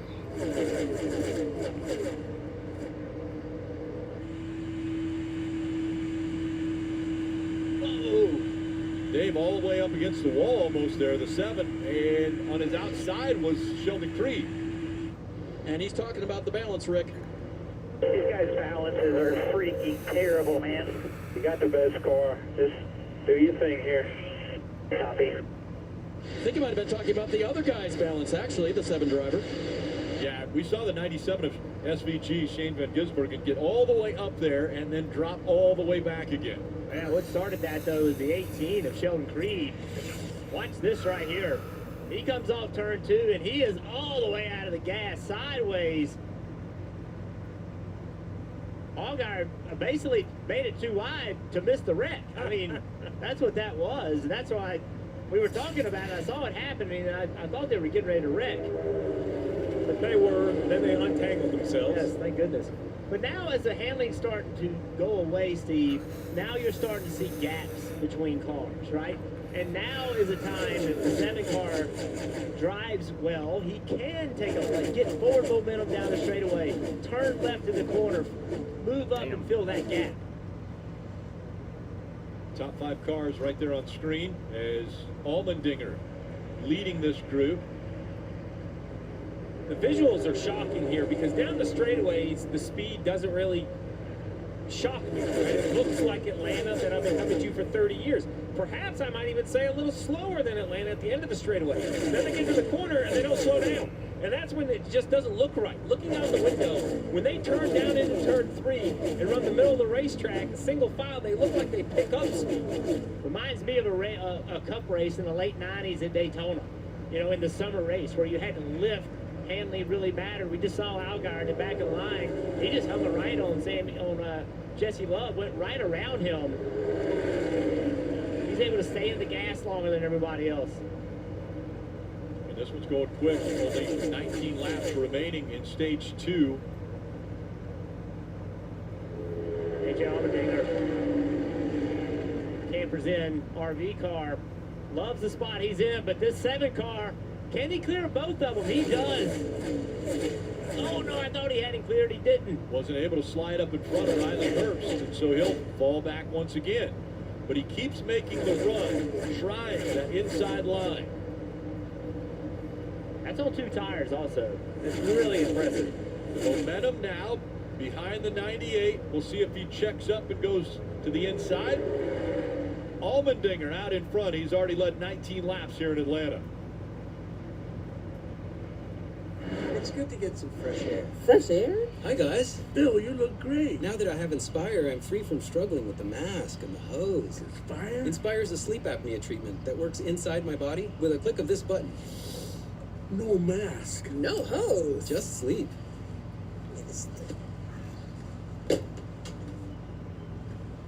Where you go? I'm going to get Inspire. Inspire, sleep apnea innovation. Learn more and view important safety information at inspiresleep.com. Necro, I want to be an actor. So why don't you act like a good sister and get me some more of those baby back ribs? I want to be a director now. Let's try a scene where you go get your and action. And cut. A lot of drama on this set. Action. And cut. Maybe I'll just go get wings for everybody. BK Royal Crispy Wraps. Eat it with the meal or have it as a snack. Only $2.99. It's a hunger hack and it fits in one hand. At BK, have it your way. This is the make or break moment. Not just for the day, but for the years to come. This is where a race isn't just about the race. It's about the doors it can open. The number of fans wearing your number. This is the chance to carve your name into the history books. This is the NASCAR Xfinity Series. Ever wonder what you'd do if you found yourself in a horror movie? Hello? A reboot by Jordan Peele and Monkey Paw Productions. This is my first human. I am so excited. Of a prank show? It's the American Nightmare, Cody Rhodes. I just pranked the New Day. So scary. He's funny. Oh my God! Take a finger, I'm out of this. Wait. No, bye, girl. Scare Tactics. Series premiere Friday, October 4th on USA. Grab your phone, scan that QR code, and that will allow you to sign up for the NASCAR newsletter. So you stay up to speed on all the latest from the track and get your chance to win 2 tickets to a 2025 race of your choice. You can also go to NASCAR.com/race ticket promo to enter, as we see the 7 still continuing to fight for positions, although now with the 19, that fight was for the 6th spot. Taylor Gray, Toyota onboard, looking ahead at that helmet's number 7. His teammate Sam Mayer ran the bottom and gave him some forward momentum and let him clear Taylor, but that is not going to work out well for Mayer. Under 12 laps to go. Austin Hill currently running in the 9th spot. Remember, Hill was second in stage 1, was battling for that stage 1 win. And now Austin Hill looks like he's kind of stuck back in 9th, Kim. Yeah, and he has not led a lap today compared to the 5 previous Atlanta races where he led a lap in each of those races. So what's wrong? Take a listen to the radio. Starting to maintain, but it's still just, if I go to make a move, it's really out of control, like really bad. That car just way too loose for Austin to do anything he wants to, and Marty, his team telling him they'll give him an adjustment so he has something for the 7 in that final stage. Out of control is the phrase for Austin Hill. For Sheldon Creed, it's sketchy. Here, listen to this radio. It's super sketchy, like that 30 years. The biggest problem is I just can't ride behind him in the corner. Like I have to get air on the nose. Yep, copy. So by my unofficial tally, Rick, that's like the 11th use of the word sketchy from Sheldon Creed today. But Jeff, I'll tell you what, these drivers absolutely at the end of these runs have their hands full. Yeah, they really do. You can see whose cars handle well and whose don't. You know, the aggressiveness that you see from Sam Mayer, that you saw from Allgaier, that means they trust their race cars. And, you know, Hill was complaining about he just did not have enough grip. And if you can't be aggressive and just when you see something immediately make a move, then you are really, it's a big disadvantage. And you can see how handcuffed they are, just not being able to be aggressive. Look at the 21 right here. He got great forward momentum, but he's going to be able to clear in the corner. That was an easy move, but that move came because the 18 is driving so poorly. And SVG tried to do the same move, wasn't able to completely clear Creed. And so now he's going to drop back behind the 1 and see if he can get the momentum back up. We'll see if Parker Kligerman gives him a little shove here. He stays behind him as Chandler Smith in the 81 works to the inside. That's where it's different than Daytona and Talladega. Daytona and Talladega, Parker could have drove right in there and shoved that car forward. But in the middle of the corner here in Atlanta, especially on these older tires, you just can't get in there and really push, which is making this run by Allmendinger and Sammy Smith even more impressive. 50 laps on the tires for the first and second place car. I actually think the 00 and the 98 are patiently biding their time with 7 to go. They have fresher tires. Can they use them in the closing laps of this stage? And I think A.J. Allmendinger took it personally when Marty reported earlier that he didn't have any playoff points. A.J. Allmendinger out in front, and if he could win the stage, it would be his first playoff point of 2024 as they come up on 6 laps remaining in stage 2. Allmendinger, Smith, Custer, top 3. I was going to say, if you can pull this off, it'll even be more impressive.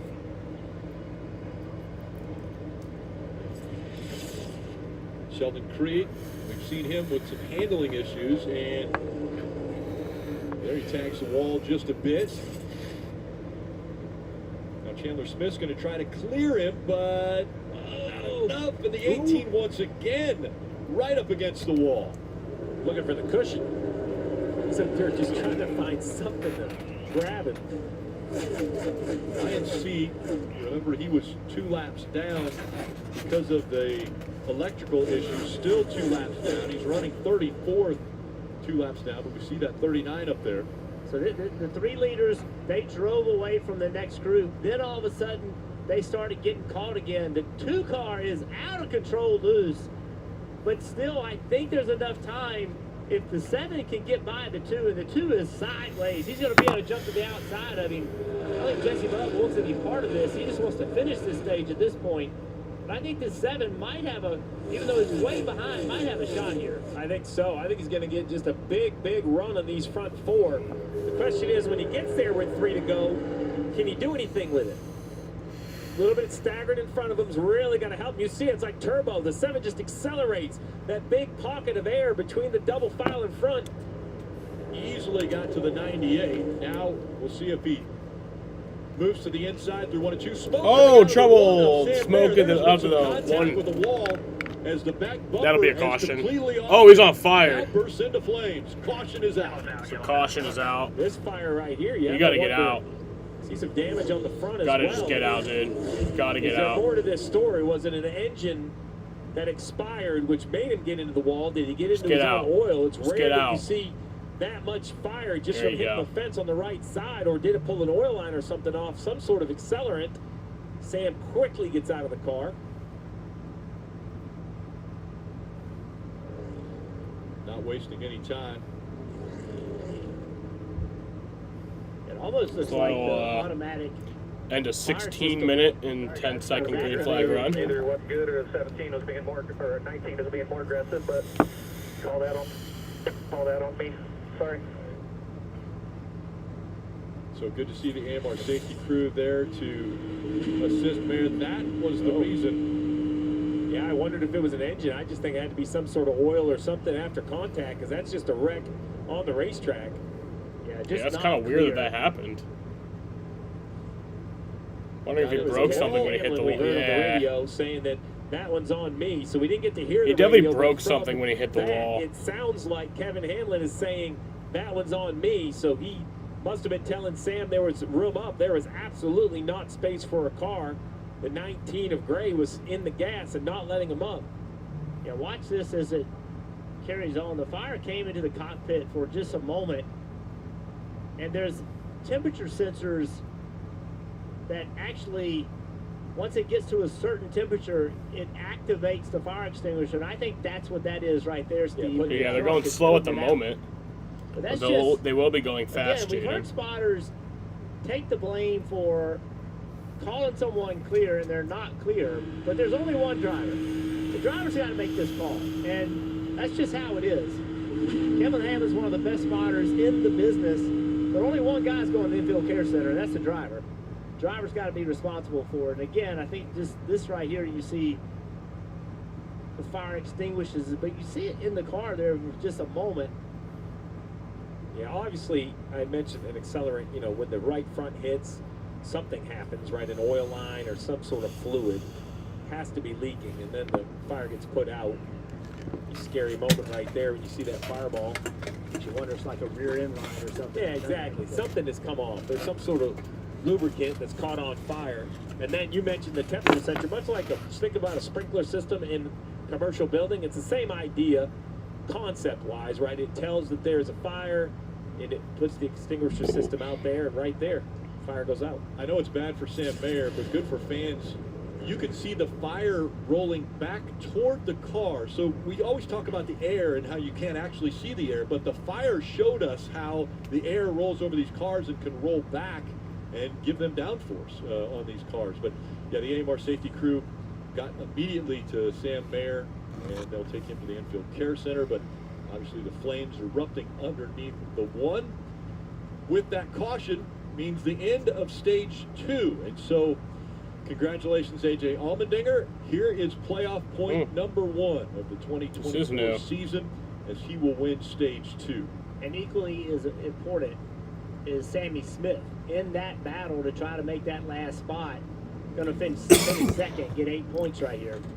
So, A.J. Allmendinger won stage 2. Allmendinger, Smith, Custer, Herbst, Allgaier, Love, Gray, Smith, SVG and Hill all gaining points in the end of that stage.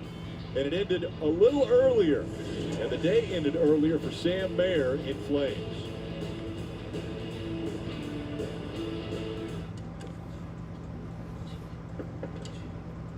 Hey, Flo.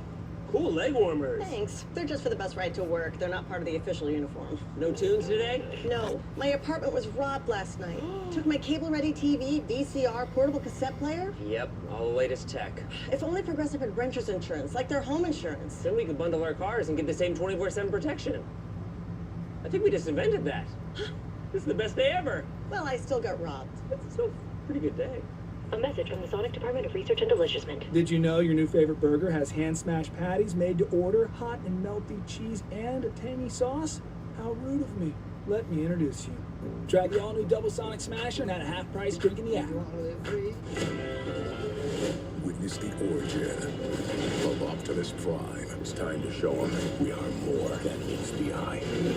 Right? Yes, that's right. Transformers 1. Look, I have knife hands! I can see that. Rated PG. The NASCAR Xfinity Series is coming to the CW. He's gonna go for the lead! 8 weeks of action, including every playoff race, exclusively on the CW. This is when championships are won. The NASCAR Xfinity Series. Check your local listings. What happens if the Red Sox lose to the White Sox? That means I cancel the season. Canceling. Most of you guys probably don't know what that is. When you cancel the season, Wouldn't it be easier if you could find what you is when it's a thing that was made by a Mets fan from Barstool Sports. You say you cancel the season when you officially, in your mind, think that the season is over. Maybe not mathematically over or anything like that, but when you in your mind believe that the season is over, you say, I canceled the season. Now sometimes you'll cancel and then the team will actually start to do good again. So you can't uncancel, but if they start to do good again and then they kind of start to do bad again, after you cancel, you can double cancel. Just crossing the halfway point of this race. So that's the rules of canceling. From Atlanta Motor Speedway. And if the Red Sox lose to the White Sox, I think I cancel. Unless if it's like a stupid loss. Like if it's a stupid loss where it's like, 82 laps remain. Just some stupid like play, these guys potentially will the umpires fucked up or something. Inside the fuel window because they're not gonna pit here. They'll pit the next time around. So 81 to go. We think they can go 75 to 80 laps. They'll save all they can before the green, and then probably ride around a little part throttle if you can kind of get single file. Although Jeff, from the radios we've been hearing, I think they're out of the gas a little bit anyway because of handling. So that will also increase your fuel mileage. In the spring, there was no consideration about coming to pit road, and after seeing Allmendinger and Sammy Smith lead that entire stage on old tires, the strategy is to get last year. I think I canceled some point in August. They've kept pit road closed. No. So what I mean by double cancel is like if they lose tonight, I think I'm canceling. So once you cancel, you can't uncancel. So let's say after tonight I cancel, but then like the next 2 weeks they start to actually play really good, and it looks like they might actually make the playoffs. I can't uncancel, but then after those like 2 weeks, they kind of start to deteriorate and come back down to earth, come back down to where they are now. Like I said, I can't uncancel, but that's when I would double cancel. A little bit. Well, Ryan Sieg had that electrical issue when 2 laps down. He just still has a perfectly healthy race car running 33rd. The problem is he's not the highest scored lap down car because Matt Benedetto was a lap down. So but I think you can also double cancel if like they're really bad. Back in the position to get the I'm pretty sure that's also a thing. Although if it's anything like the spring, there's a lot of fireworks yet to happen. Just watch this. Yeah, that's right. I forgot about that stupid Atlanta pit road entrance. So here's what's ready to happen. Here's the entrance on turn 3. It's very unique. The commitment box, that orange box that they came in. And so now, this group on pit road, getting ready for service, and again, they're going to want to get these things as full as possible. Allmendinger has been out there since lap 14, coming up on completing the 83rd lap of this race. There also will be some rain later in tonight's game. State water heaters on board. That entire area is all pit road speed. 45 miles per hour, and now they're heading into their pit stalls. Nick. Sammy Smith said he was sketchy and losing grip, but when the 00 was behind him, his car got a little bit free. He's to start the next run saving. He'll get 4 tires and fuel, as will Cole Custer. 4 Goodyear tires for him. His car was still too free at the end of the run, Marty. AJ Allmendinger joked with us, guys. Congrats, we finally won something this year. First playoff point of the season with 3 races left in the regular season. He said, hey, our handling was really good. I needed to turn just a little bit longer for AJ Allmendinger. And yes, checking in with Alex up, Toy Johnson, Mario? this should be their last pit stop of the day. 2 tires for Taylor Gray and Sheldon Creed, gaining them a lot of spots on pit road. Allmendinger drops a couple and hopes to hold on to his position. Again, a late into the wall incident. And the flames rolling from underneath the one of Sam Mayer. This is the Ergo Smart Base from Tempur-Pedic, and it responds to snoring, so you don't have to.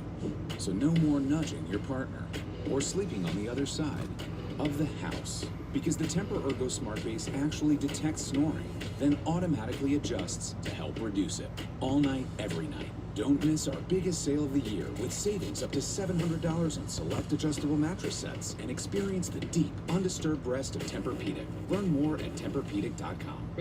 BK Royal Crispy Wraps. Eat it with the meal or have it as a snack. Only $2.99. It's a hunger hack and it fits in one hand. And BK, have it your way.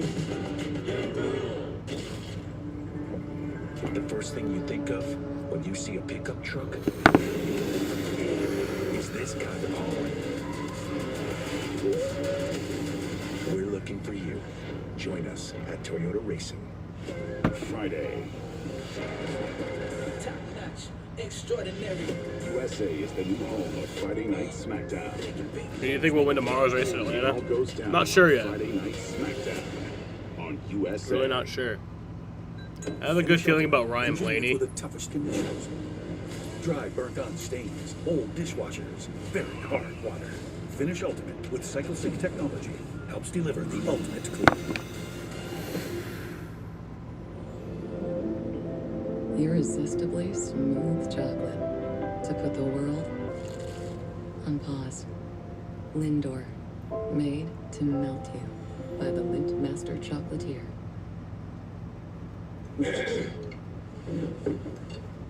I know I've messed up in the past, but I want to say this to the family. From now on, there will be $0 delivery fee. What?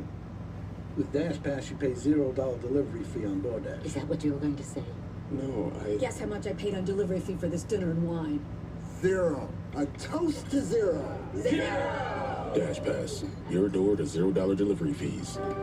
DoorDash. CW is taking over the broadcasting of the Xfinity Series in 2025, but it kicks off in just 2 weeks. That's Friday, September 20th. They will have the final race of the regular season. And in that race, Hall of Famer Dale Earnhardt Jr. will be a part of that field. Again, that's Bristol, Friday, September 20th, 7 p.m. Eastern, 4 p.m. Pacific, only on CW. They had an activation outside of the track earlier. You saw the CW car. Sheldon Creed and the fans being able to take advantage of getting pictures and getting a good look. That's what's happening with CW and that car. And speaking of, a little issue on pit road just moments ago, Steve. Yeah, 2-tire change, and then I'm not sure what happens, whether it's a miscommunication, but a tire's left in front of the car. Creed leaves and rolls the tire away. So that's a penalty, and then he comes in to put left sides on later. And then right here, the 21 runs in the back of the 97. Like SVG was kind of checking up, trying to find his pit box. 20 fits outside the box. You see the nose over the CW. line. Yeah, it's going to be tail end for the 20. And so some issues on pit road will have people starting in different positions, at least restarting. And up at the front of pit road, you see the Peacock pit box and DJ and KP. You guys ready for these final 78 laps? Oh, we're ready right here. We've got a great viewing spot as all of this action is getting ready to take place. Kyle, I think the one thing that I look at, Justin Allgaier, obviously the best car here, but if you have some handling issues, I'm not sure what you can do because I think a lot of it comes from the cars being trimmed out. So any adjustment you make might just be a small Band-Aid. Yeah, it's a Band-Aid. We can't fix anything. We've got to hang on right now. That's what's making this exciting. You see Allgaier, he seems to be able to do it on 4 tires, 2 tires, maybe no tires. I don't know. I mean, that's how good his car looks right now. But we saw Jesse one to go. pull over and give up the position. That's how bad doing these the things are choose. handling. That's when racing was fun to watch, but not fun to drive. Yeah, you got that exactly right. Ryan Sieg now back with just 1 lap down there.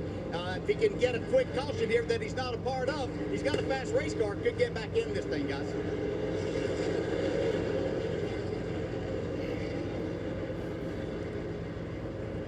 And so after the choose, we see the 16 be on the inside, and that 19, Taylor Gray, will be on the outside for the restart. As you see Brandon Jones, a lot of damage to the inside of that number 9. Yeah, you can see on this choose, the outside lane is by I don't far think the so. most preferred. Maybe it's earlier than normal. Opportunities though. I mean, it's kind of a shorter race. He's driven up to I don't think there's any third. rain. The 27, he was in 10th. Now he's driven up to essentially 5th. Let's listen into the 18 radio. Get the fire out of the way. What the hell is that? That's what, 3 in a row. We've thrown away now on pit road. Maybe we're just at halfway. It's gonna be fine, but gotta get it cleaned up, obviously. Well, there's the frustration of Sheldon Creed. He knows that he's been close so many times, and then to have another incident put him in a precarious position. But yeah, because his car hasn't been driving great as it was, and now basically last on the field is not going to make it drive any better. Taylor Gray starting in the front of this pack. He's had his hands full with his race car as well. 2 tires. Let's take a look at how the handling back goes green. now as he's out in front of the field, and the final stage is underway.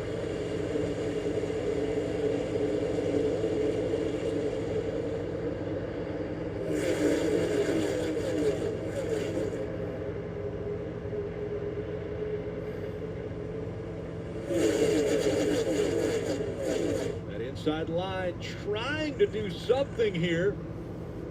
2 cars against the field is very difficult. Allmendinger gets to the door of the 19. But that's as far as it goes, and now Taylor Gray has he the starts lead. to fall back. Or Taylor Gray, sorry.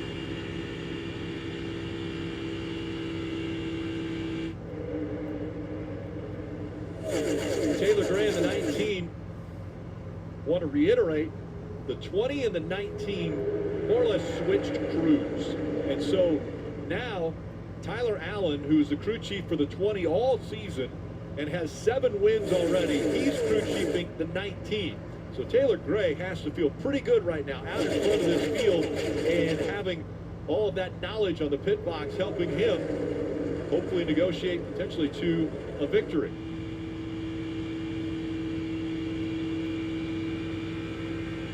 You can hear right now everybody's running wide open because they have new tires, a lot of grip kill, but that's going to go away as these tires start to wear out.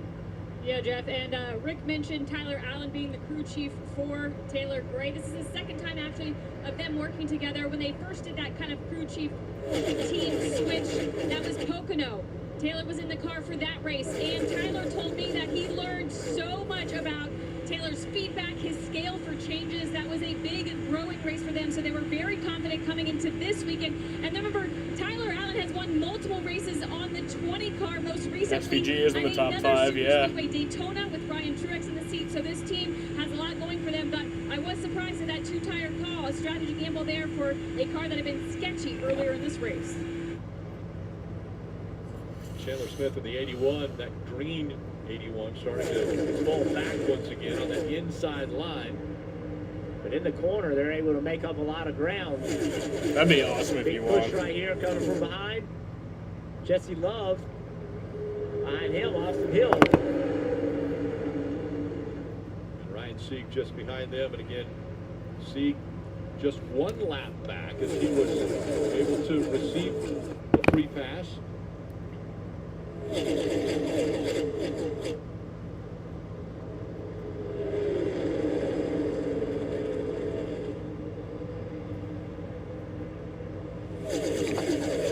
Positioning and posturing here. Try to save a little gas if you're in the upper lane. If you're in the bottom lane, try to find a hole and get in line before it kind of gets too stretched out. 81, 21, 39 around the bottom. 5 of Alfredo. Sorry, Jeff is kind of recovering as well. It's been impressive, this bottom lane, led by Chandler Smith. We've seen Chandler with his hands full today, too, with a bad driving car. But right now, they're making this bottom work. Look at just how much they gain around the shorter distance. Then up, side draft down the back stretch.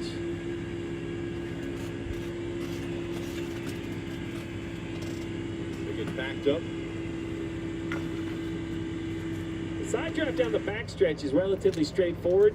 The front stretch is a little bit more dangerous because just the natural arc of the D, you kind of know where that guy is, but down the back, it's very clear. I think within a foot, you know where that car is next to the outside wall. Look at this run by Chandler Smith.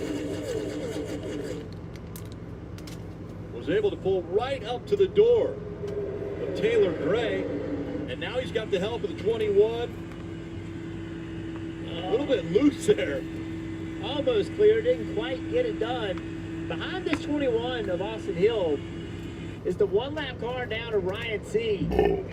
That car is flying. If he could get back in the lead lap, with the way this race is played out, I think he could get himself to the front and have a chance to win this race. Got to first get the lead lap. Chandler Smith out in front at Atlanta. Was able to clear the 19 of Taylor Gray. Taylor's just his 10th start in the Xfinity Series this year. He's currently 5th in the playoff standings in the trucks.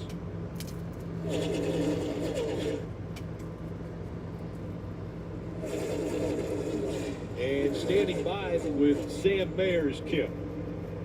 Rick, victim of an interesting incident where his car caught fire after contact. It sounded like, though, your spotter, Kevin Hamlin, took a little bit of responsibility on the radio. From your seat, what can you tell us what happened?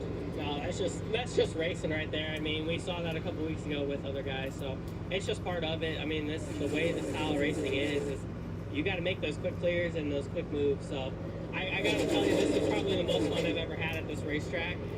Making moves like that, going to the bottom, doing quick clears up top. It was a blast. I was having a lot of fun as a race car driver. Too bad it got cut short. Our high ride Vodka Chevrolet was certainly as fast as Xfinity 10G. I'm really proud of these guys. They did a really good job putting the car out there. That was really fast and definitely the best car I've ever had here. So we're gonna have a lot of fun with this the rest of the year and keep on digging. Up into the wall and SVG in the wall. Sure enough, the caution comes out. He's going to make a hard left-hand turn to get onto pit road. That's going to put Ryan C back in the lead lap, and I am telling you, he has the fastest race car right now. And all the fuel conversation about saving under green just got easier. All these cars right now. So 6 minute shut off, rolling down green flag stretch. run there. So this caution should get them where they need. Let's see what happens to the 97. Tries to make a move to the outside of Sammy Smith. SVG just got on the wall, yeah. Yeah, I like what he was thinking. We've seen the 7 do that move. You get to the outside of the 8, then you have position on corner exit, but either a little bit of dust up there or just loose in general. Yeah, I like what that to me is SVG learning, watching the 7, watching some other guys, and then he put his car in that position. Now he made a little mistake or the car couldn't handle it, but that will go into the notebook. Unfortunately for this situation, pretty heavy damage. And SVG had been mixing it up toward the front and learning a lot before this incident came out. So he was already on pit road. I'm sure he'll be making another trip down to have that car looked at. And the 39 of Ryan Sieg back on the lead lap. NASCAR Xfinity Series is coming to the CW. He's gonna go for the lead. 8 weeks of action, This is his race. including every playoff race, exclusively on the CW. This is when championships are won. The NASCAR Xfinity Series. Check your local listings. Applebee's is serving up the NFL. And to celebrate, we're serving up America's favorite boneless wings for just 50 cents each. We're trying out some other stuff too. What's the order? 50-cent boneless wings. 50-cent boneless wings on 2. Ready? Break. Hey. 50-cent boneless wings only at Applebee's. Sure. You looking for a little trouble? You like watching things get broken? Like barriers? Glass ceilings? And records? In this playoff season, we're looking for you. Join us at Toyota Racing. You know, when I take the bike out like this, all my stress is just melted away. I hear that. This bad boy can fix anything. Yeah, tough day at work. Nice cruiser sort you right out. When I'm riding, I'm not even thinking about my painful cavity. Oh, you shouldn't have brought it up. Every time I get stressed about having to pay my bills, I just hop on the bike, man. Oh, come on, man. You gotta pay your bills. You don't have to worry about anything when you're protected by America's #1 motorcycle insurer. Well, you definitely do. Those things aren't related, so. Whoa, that is a vibrating pain. Steve, you mentioned earlier with this caution coming out, there shouldn't be an issue with fuel, but I'm seeing right now the group on pit road led by the 21 of Austin Hill, that might be an issue for them. They're making sure they have enough for overtime, maybe making some adjustments. We'll see if they think tires are necessary or just fuel. Dave. For the 7 of Allgaier, it is adjustments, and it's still that overheating of the water. He says the pressure in the water and the oil are good, but it's still overheating the water. Doesn't quite understand it, so he'll get 4 tires here. Best he can be on new, fresh Goodyears. Also, his teammate Sammy Smith in the 8, he'll get 2 right sides only, and he'll be leaving, Kim. Austin Hill saying he's decent on the bottom, but extremely loose on the top. Didn't take tires, looked like a gas and go. Slight adjustment there for Austin Hill. Slight adjustment, top it off with fuel, and under 62 laps remaining in this race for Atlanta Motor Speedway. Remember the spring, everybody was on fumes for those overtime finishes, so the cars that didn't have the great track position had the little fuel. So much success for Austin Hill at this racetrack, 3 of the 5 races since the reconfiguration. He knows about winning. So do the teams here in Atlanta. So much history of great success from all of the sports teams right here in Atlanta.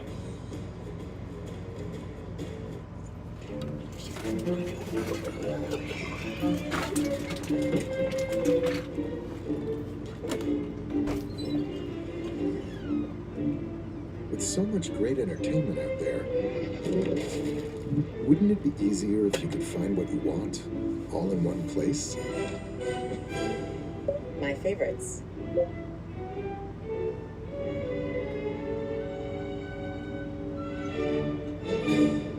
A message from the Sonic Department of Research and Deliciousment. Did you know your new favorite burger has hand-smashed patties made to order, hot and melty cheese, and a tangy sauce? How rude of me. Let me introduce you. Try the all-new Double Sonic Smasher and at a half-price drink in the app. Did you know you can save with GoodRx, even if you have insurance? You know, I thought my prescription was covered until it wasn't, but GoodRx helps with that. I work for myself, so I buy my own insurance. And I still check GoodRx. I'm on Medicare. I check GoodRx because it can beat my copay. Who wouldn't like that? Even if you have insurance, GoodRx can help you save. Okay, we'll see you next time. Another good reason to check GoodRx. Hey, get off your...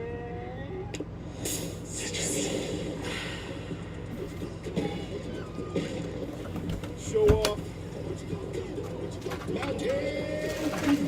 Over the last few years, things have gotten weird.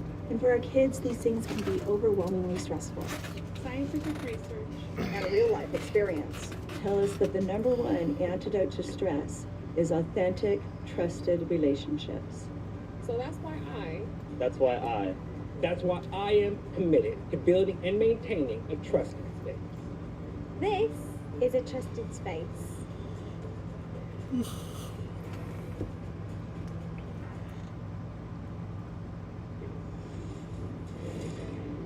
Good afternoon, Atlanta. Let's go do it today. 400 miles, a lot of crazy things going to happen here. Stay self, stay disciplined. See where the weak ones are and try to step out our weak points early. Green flag, be on your toes. 3 wide, 4 rows in front here. That's that 14, span attack, check. Oh, down. Nice job, bud. 3 coming checkers. 1099. Yeah, got it. Yeah. Woo! Closest in history. Thousandths of a second separating that race where Daniel Suarez won earlier this year. And tomorrow they'll be back at it right here at Atlanta Motor Speedway. Countdown to green starts at 2:30. And then remember, live coverage of every green flag lap tomorrow of the first race of the playoffs. And that starts at 3 o'clock. And then the post-race show at 6:30, all on USA. Front row's been looking pretty good as far as qualifying as well. We saw Michael McDowell once again. Very impressive in that qualifying run. It was an impressive day for front row for sure. Another pole position. We talk a lot about the big gap in points, but Ryan Sieg, who was able to get back on the lead lap, now is in the 30th position, and Sammy Smith, who was under penalty, he had a safety violation, so he's all the way getting ready to go back green here. Going to be 59 laps to go at Atlanta. What looked like a 50-something point lead is now down to 18 and very close to one another on the racetrack.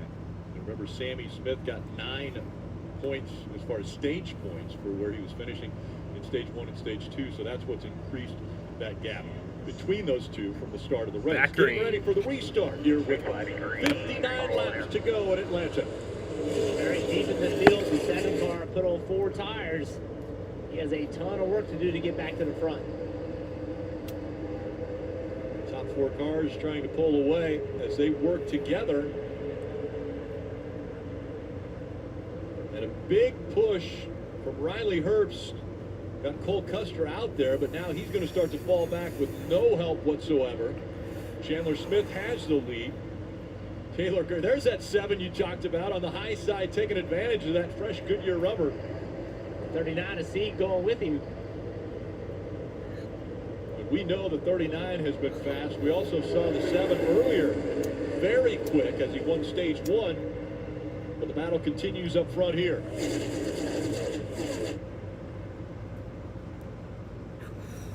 Custer looking for some help from behind as he slides back up to that door of the 81 of Chandler Smith.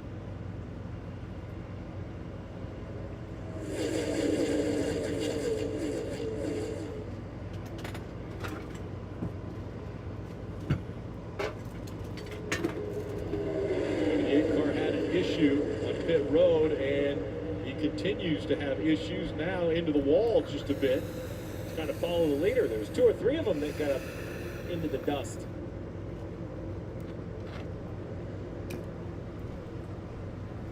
And with 2 races remaining after this race for the regular season, Sammy Smith's trying to find every point he can get.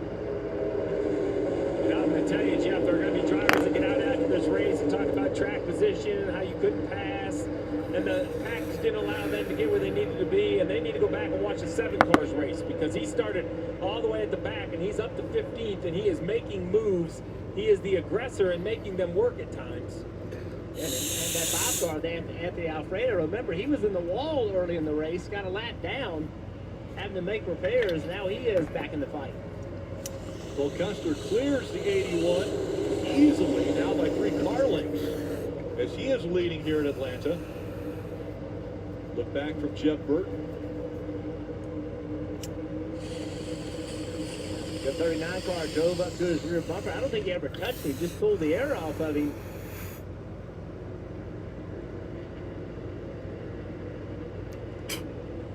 And now a little side-by-side action for third as we still see the 7 movement. Caution has come out. Spin in 3 and 4. Ooh, that's And now we know why the 27 was so loose. Jeff Burton spins in 3 and 4, brings caution out for the 5th time today. He was running 18th. Tired. He had a tire problem. Left only.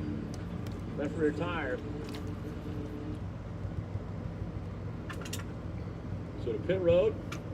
And, all right, Steve, now with 54 to go, do you see anybody coming back to pit road after seeing So that what time was Allgaier only a been 2 able to minute do? and 43 second I green think that's flag something run. special for Allgaier. I think if you stayed out the first time, you have to stay out again. The top 8 are all guys that stayed on the racetrack. There may be a miscellaneous 1 or 2 that decides to come to pit road. But I think the leaders are going to keep their track position. They made that decision last time.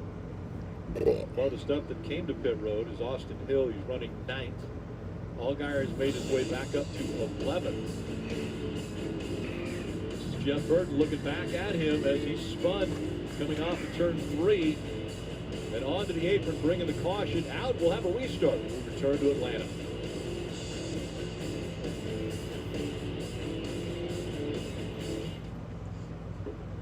Welcome to Applebee's.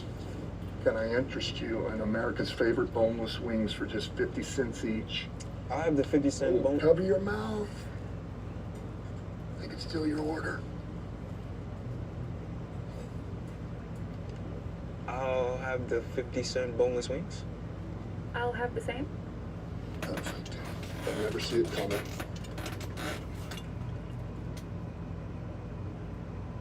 Everywhere but the seat. The seat is leather. Alan, we get it. You love your bike. We do too. That's why we're America's #1 motorcycle insurer. But do you have to wedge it into everything? What? I don't do that. This reminds me of my bike. The Wolf was about the size of my new motorcycle. Have you seen it, by the way? Happy birthday, Grandma! Really? Look how the brushstrokes follow the line on the gas tank. Hey! Brought my +1. Jamie. After the 26-week grind, 16 gather. Heroes, hopefuls, hot shots, hot heads. Their demeanor may vary. Their determination does not.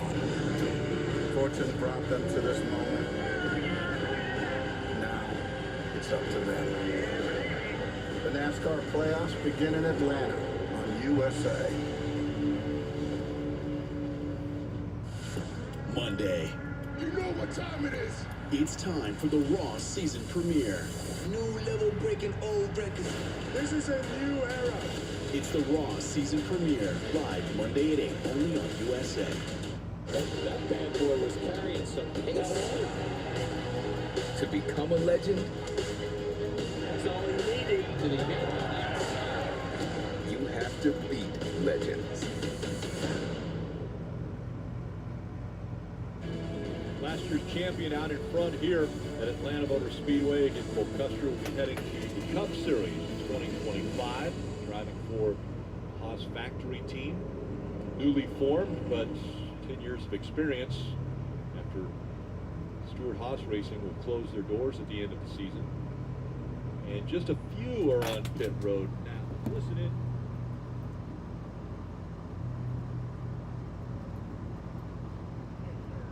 According to what we're looking at here, we feel pretty halfway confident that we're in an A+ now. 10-4. Which part are you going to laugh at, Rick? The A+ or the halfway confident?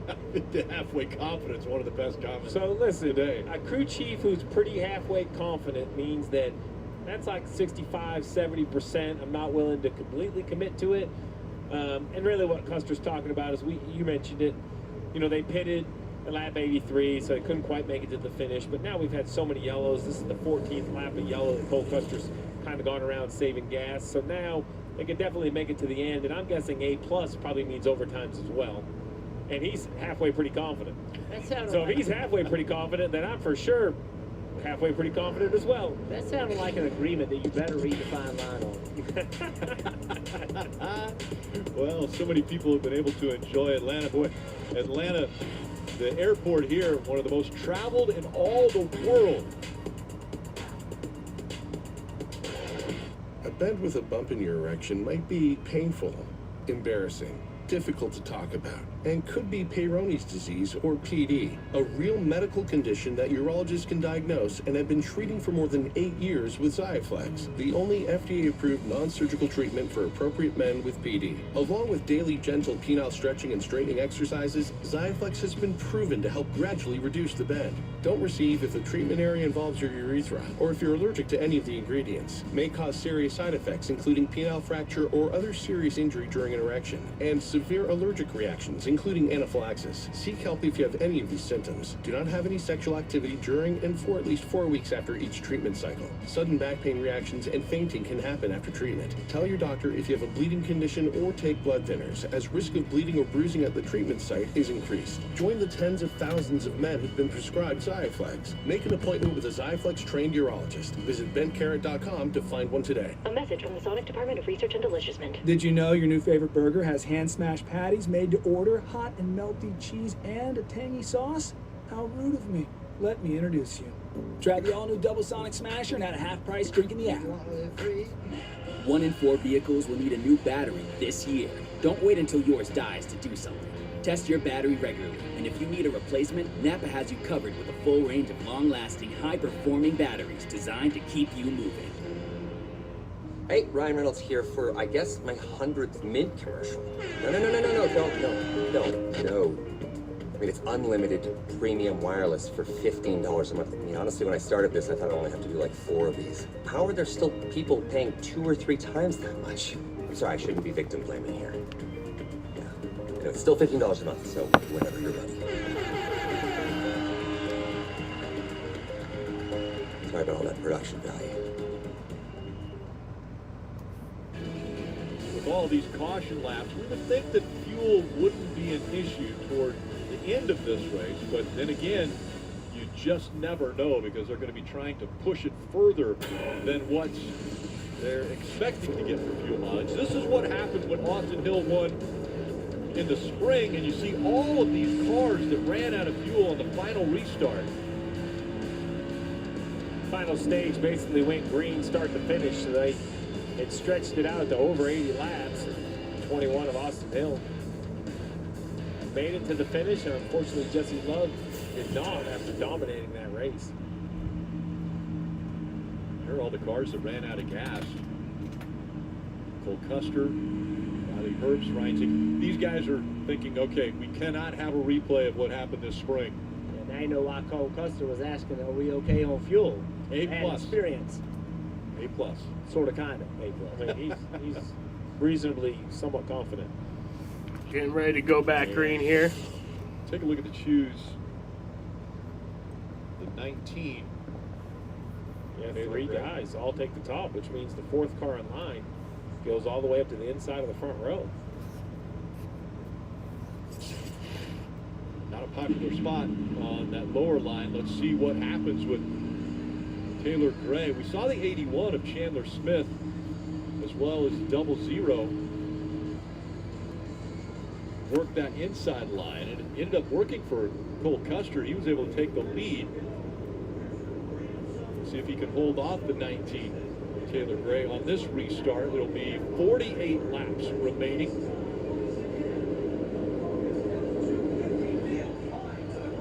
Green flag. 2x2 again, up through the gears and back to racing here in Atlanta.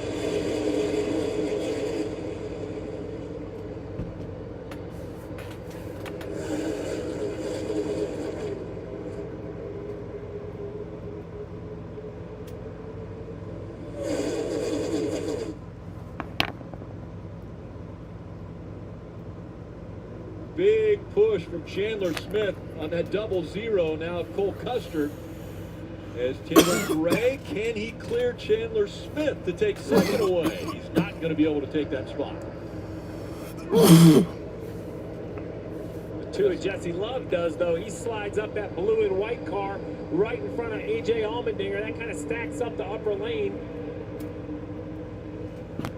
Gray still fighting on the bottom of the racetrack. Has Anthony Alfredo behind him in the 5. We'll see if those two can work together. No, Alfredo's going to go to the inside of that 19, leave him hanging, and take the spot away. Oh, it went way up the racetrack. Almost got into the left front fender of the 19. 21 of Austin Hill. He was looking to the inside of that 5 of Alfredo. As badly as these cars are driven, you don't want to be in the middle. You have no air in your car in there. Says the 19.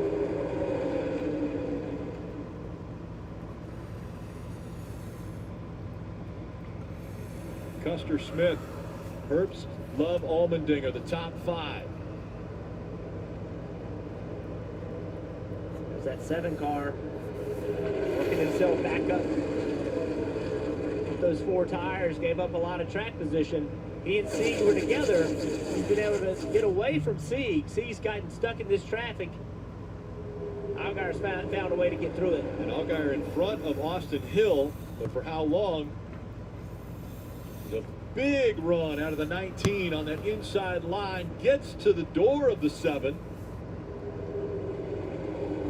Tries to side draft Allgaier.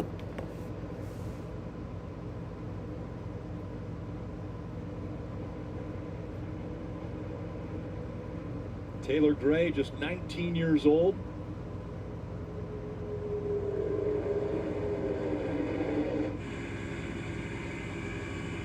There's that 39 of Sieg. He's going to have to find a gap in between some cars that he can try to fill to get up in this top lane. A couple Georgia drivers were side by side there for a moment, the 21 and the 39. There's the gap that he needed. In front of Brandon Jones. Now he's going to take this outside lane. Now you kind of have to dial your patience in a little bit. 43 to go. You do want to continue to move forward, but Jeff, you said it time and time again. If you pull out a line, you have to have at least a plan. So as we see the 7 right here, he might turn left, I think, on the 20. Nope, he gets in line. But that's because of the gap in front of the 20. He has somewhere to go. I think you may see him turn left right here. He lost some momentum getting into the corner, so he couldn't do it. The timing of it, right? If you get the timing wrong, try to make that pass. It ends up costing you. Another big run here by Sieg in the 39. Got to the back bumper of Hill. These guys, they're in the front 5, they're content to stay in line. They're going to have to prove to them that you can catch them before you see them starting to get out of line trying to make moves.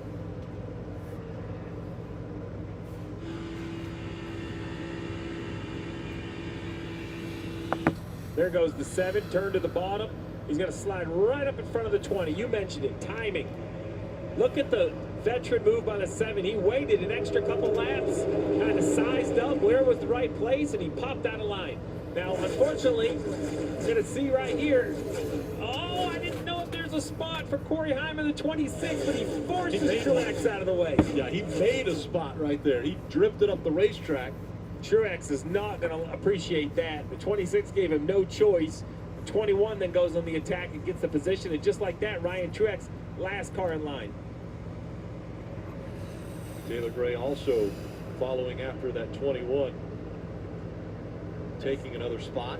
Yeah, there you go, Jeff. Allgaier kind of got forced down the line. I don't know if he has the momentum to go by Williams. Oh, man, he rolls the bottom with such great speed. Will he be clear on exit? He will. He does, but the 39 of Sieg is not going to be able to. There's no gap to fill from behind. So they're on the outside of him. 39 and the 7 have been two of the fastest cars today. 39 had electrical issues early, went 2 laps down, has gotten both of those back because of cautions. And now he tucks in behind Taylor Gray. And all that work he did, he just lost 3 spots, trying to make a move at the wrong time. You rarely see somebody push another guy and it help the one that's pushing. The only one that gets help is the guy that got pushed. So watch this right here. Clearly the 19 not driving well. Sieg's able to drive right underneath him, but can't clear him. So now he's going to just go all the way to the back, get back behind him, trying to get his timing right. Where's the right timing, Jeff? Corner entry. If the 39 is able to get forward momentum down the back straightaway, and you can turn left on corner entry, that's the place where you can gain the most. If you're out driving him, though, we've seen the 7 jump the outside of guys. That's worked for him. Getting a little dicey up front here as Custer continues to lead, but we see the 2 of Jesse Love ducking out of line. Allmendinger baited the 2 right into that. He had run the bottom 3 or 4 times through 3 and 4, so at the end of the backstretch, the 2 just goes to the bottom like Allmendinger's going to follow him, and Allmendinger just decides to run the middle and easily just picks up the position. So he's pretty good at poker, the bluff there. It was very, very well done. As we see now, the bottom of the screen, the 21. He's going to slide up in front of Heim in that 26. All the players starting to move towards the front of the field a little bit at a time with 35 to go. Taylor Gray in the 19 also trying to make the pass, but it's Cole Custer out in front of the field in Atlanta with 35 to go. Dude, what are you doing? I'm protecting my car. That's too much work. WeatherTech is so much easier. Laser measured floor liners up here, seat protector and cargo liner back there. Nice. Out here, side window deflectors and mud flaps and the bump step to keep the bumper dent free. Cool. It's the best protection for your vehicle, new or pre-owned. Great. But where do I order? WeatherTech.com.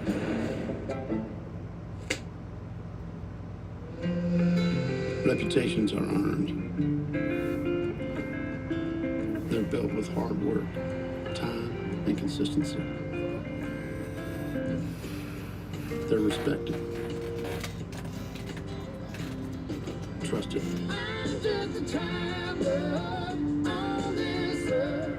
They're real, and they're rare. Introducing Traveler Whiskey, the result of reputation. This is the make or break moment. Not just for the day, but for the years to come. This is where a race isn't just about the race. It's about the doors it can open. That kid is amazing. The number of fans wearing your number. This is the chance to carve your name into the history books. This is the NASCAR Xfinity Series. Get ready. Hell no. To scream for the camera. Scare Tactics. Series premiere Friday, October 4th on USA. Want to watch a little TV? What's on? SVU. SVU. SVU. SVU. SVU. SVU. SVU. Special victims unit. SVU. SVU. SVU. SVU. SVU. SVU. You want to watch?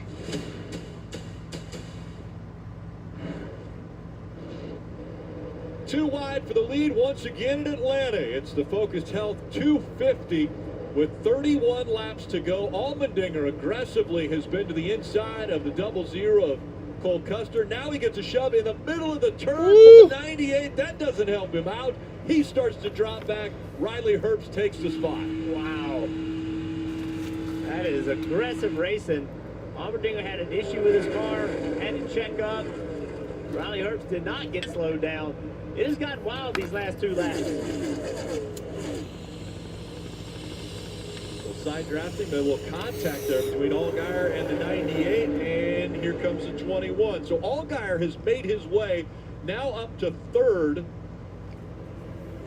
Austin Hill to 4th, well, fighting for that 4th spot, now 5th. But those 2 with the freshest tires, the 7 and the 21. You see how the 7 can almost drive the car in front of him. Just shove him off into the corner, requiring the 81 to go up to the 3rd lane. Now the 7's going to continue to push. He knows if he pulls out of line at the wrong time, will the 81 make the move? Oh, he'll try. Will the 7 go with him, or will it get in line with the 00? Oh, he stays to his right rear quarter panel, slows the 81 down. Now the 7, you said it, Steve, is driving the other cars. Oh, I thought he could have jumped to the outside, taking that spot.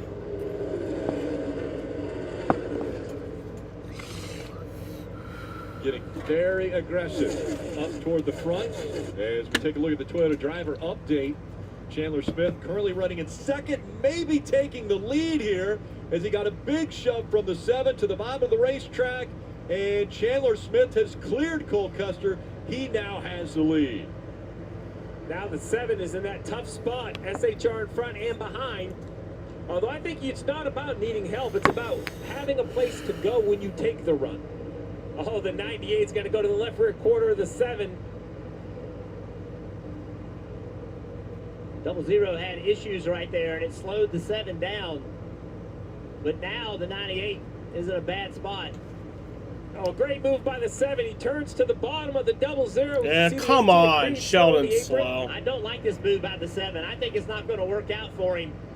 Can he get behind the 00 and fill this gap before the 21 gets there? The 21 knows the 7 Possible tire is issue. fast. He's not going to help him.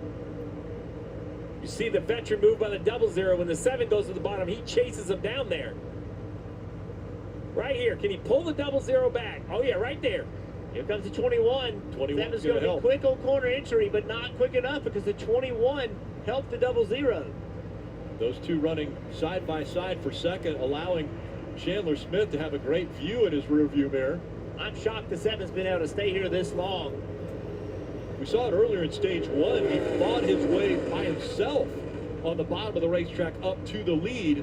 Well, now they're very organized on the outside. That's bad news for the 7 unless he can sneak in. Right here in front of Gray. He's trying to, but the door closed before he could get in there. And he couldn't pull the 21 back. Did he get enough? Is there a gap there? Is he going to be able to clear him? He does. He gets just in front of Austin Hill. And now he takes third back. That move right there of getting in line can be the difference for the 7. Now he has to take a breath.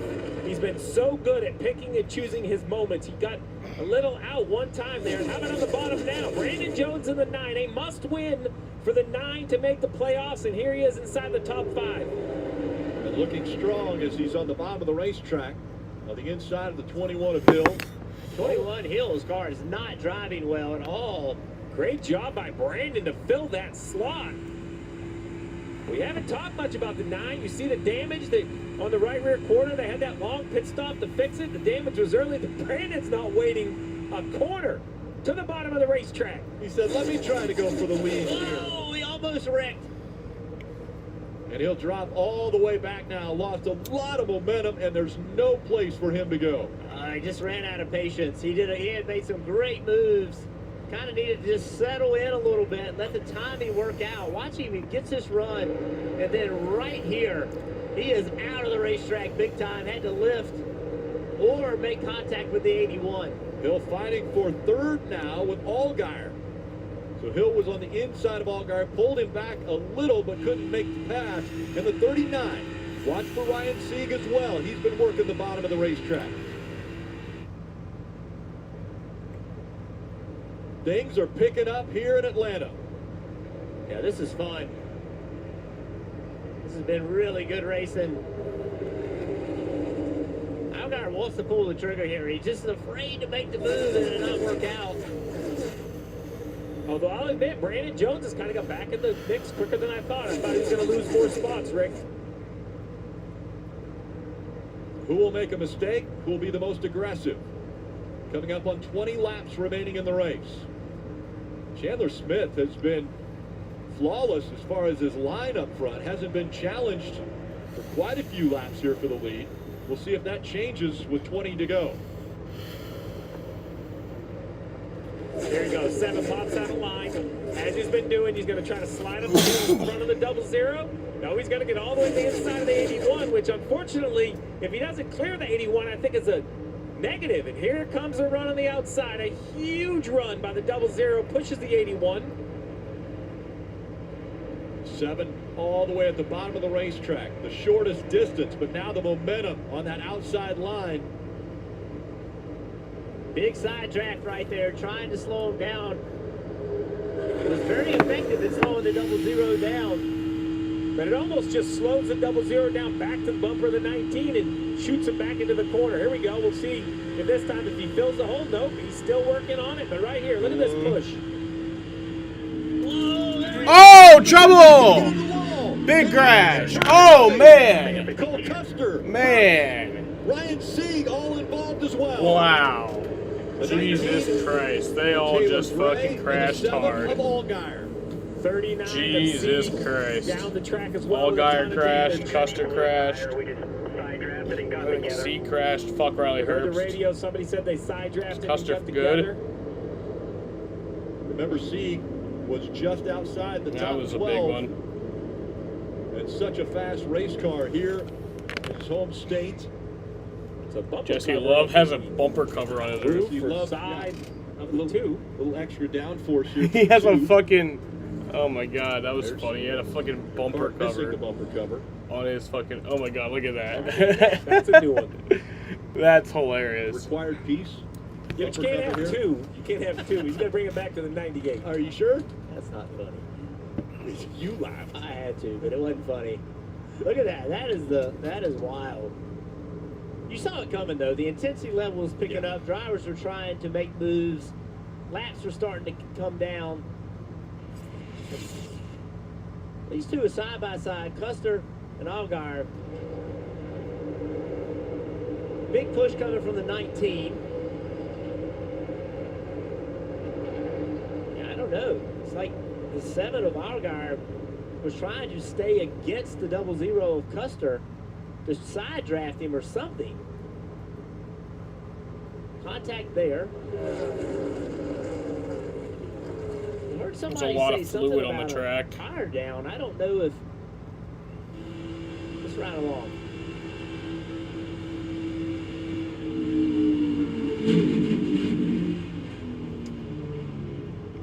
I mean, the 17, it looks like there's some contact, and the Red 17 flag goes is straight, out. but I can't tell if he's coming up the track because of a handling issue or a tire going down. I mean, right there, right? He needs to be turning left, and he's going up the racetrack into the 19, into the 00. It's really odd looking. That contact right there, could that have done something to the right front of the 7? Yeah, it's hard to say. And with so much contact, it'd be interesting to see what Allgaier says. I wonder, you know, That's a hard crash, man. Allgaier entering the corner that close to Custer, did it just pull the air off the car? You know, did you just get loose right here? And now he can't turn it.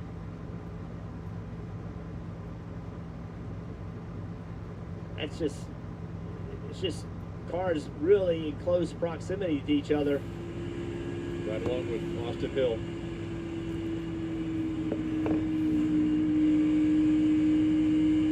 Well, he wasn't expecting it. He had his. Yeah. So watch the 19 here.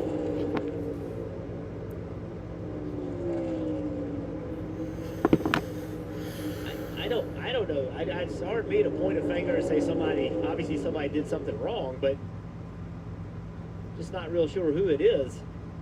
So the 7 checked up because there was contact, right? And then the 19 got into him.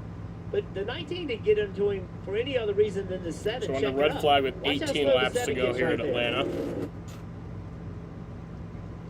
Yeah, you mentioned it. The 7 should be turning left there, and he's going straight. And slowing up to the down. wall. Yeah.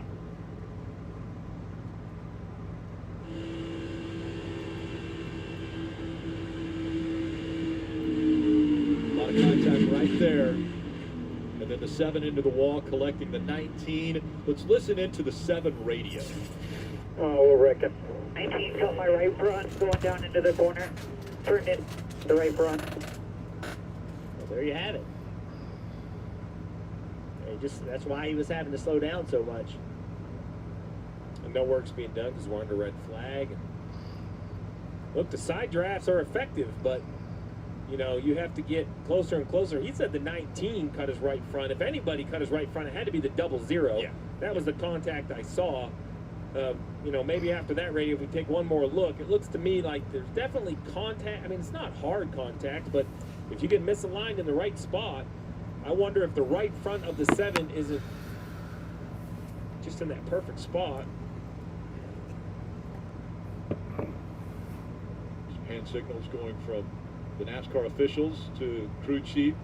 They're trying to put a plan together, but this caution comes out. There was that contact between the 00 and the 7. The 7 drifts up the racetrack here, collects the 19 and the 00, as well as a few others.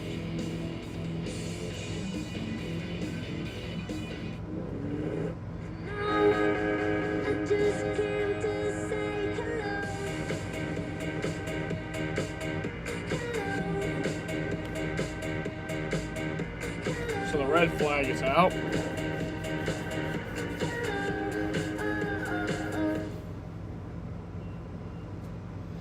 Again, I think I'll be live for the Red Sox tonight. An all-new Camry. That's 7. Toyota. Let's go places. Welcome to Applebee's. Can I interest you in America's favorite boneless wings for just 50 cents each? I have the 50-cent bone. Cover your mouth. They can steal your order. I'll have the 50-cent boneless wings. I'll have the same. Perfect. They'll never see it coming.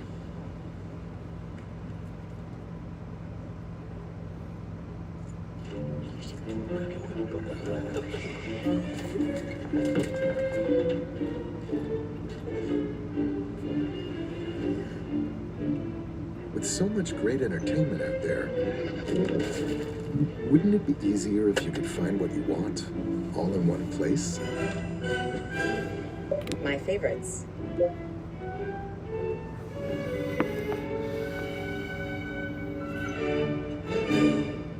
This is the Tempur-Pedic Breeze mattress, and it's designed to help you feel cool. So no more sweating all night, no kicking off the covers, or blasting the air conditioning, because only the Tempur-Pedic Breeze is made with our one-of-a-kind cooling technology that pulls heat away from your body, so the mattress feels up to 10 degrees cooler all night long. Don't miss our biggest sale of the year with savings up to $700 on select adjustable mattress sets and experience the deep, undisturbed rest of Tempur-Pedic. Learn more at TempurPedic.com. Red flag is out here in Atlanta. There are only 18 laps remaining in this Xfinity Series race, and quite a few cars were caught up in this most recent incident. Dude, so he still has the pretty fucking good-sized bumper cleanup cover taking on him. place in turns 3 and 4. Let's take another look at this. He still We've got has the bumper drivers cover on talk him. about maybe a right Like front fucking- tire down. Yeah, look at the front view. The 7 at the red the flag. 00. They make contact right here. Right there. And Algar said he cut the right front and it wouldn't turn. If it was cut, that's where it did it. And now clearly the 7 can't make the corner. So either the 7, either Algar had a right front down here, and if he says he had a right front down, he's done this long enough for me to believe him. He knows what he feels. Whether it was a right front down or air, result the same, right? They got to the end of the straightaway and the 7 doesn't follow the arc of the corner, right? I mean, he's trying. All God knows there's cars up there, but straight up the hill and into the 00, the 19, collects them all. Let's listen in to Taylor Gray's radio. Self-inflicted. Yeah, I wasn't really sure. I mean, like, he was bouncing off the 39. So I don't really know. I didn't know if he cut a right front down or what happened. No, it's kind of hard to tell because it all happened at one time. But nonetheless, he didn't cut himself any slack, which is kind of his MO anyways. Now, that's just the lap that they wrecked. I will tell you, if you go back and watch the last 5 laps, there's multiple times where they Jordan get Love got a sprained contact MCL. or He even will next miss to one time. another. You could have a slow leak. I mean, the side drafts, I think it's I easy said- to I say saw he's 4 being to too 8 aggressive, but weeks. if you don't side draft that Is it aggressively, 4 to I 6? don't think you can make the bottom work.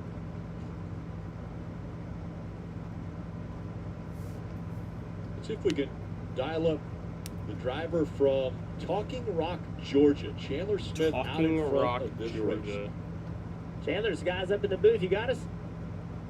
I sure do. All right, things are starting to get wild. What's the game plan here? Just trying to stay out front and control this thing. We've had a really fast number 81 Wheeler GR Super. It's been as fast as Xfinity Internet all day.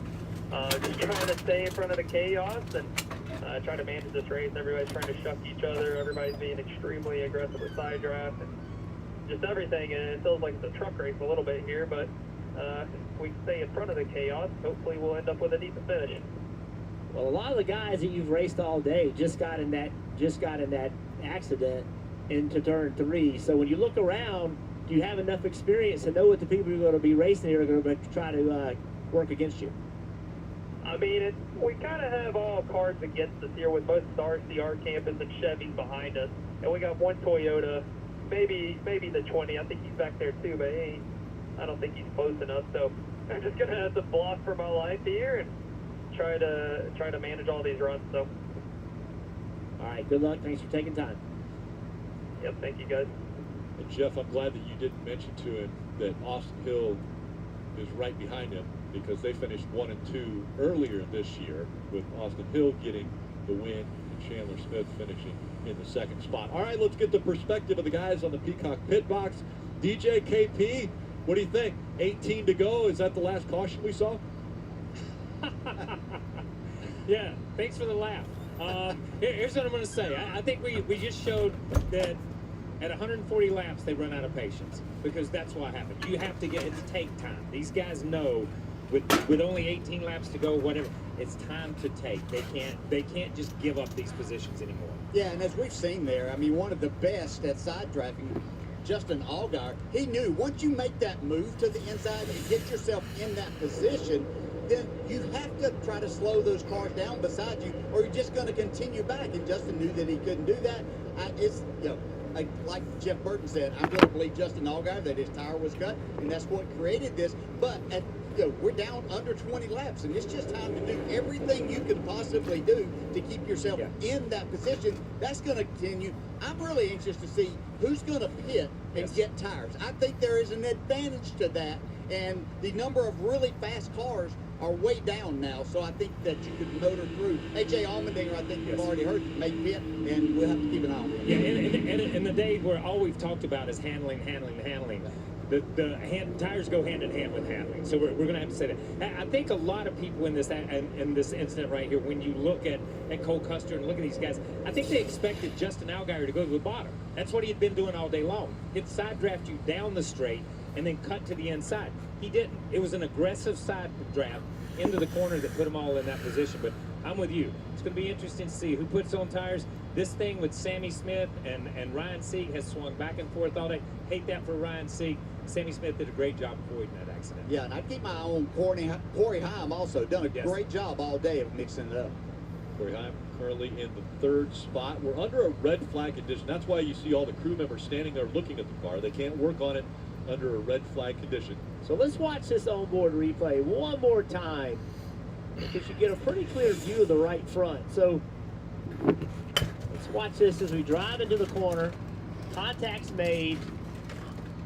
Gonna freeze it right there. You know, right there, it's hard to say the right front's down, but same token, it's hard to say it's not. And again, I'm gonna trust Justin Allgaier. He knows what he's feeling. A lot of times, Steve, you can't really, if it's down 5, 7, 8, 10 pounds and it's starting to lose it quickly, you can't really see that. Ryan Sieg is out of the care center. You know what that sounded like? That sounded like you were almost pretty sure.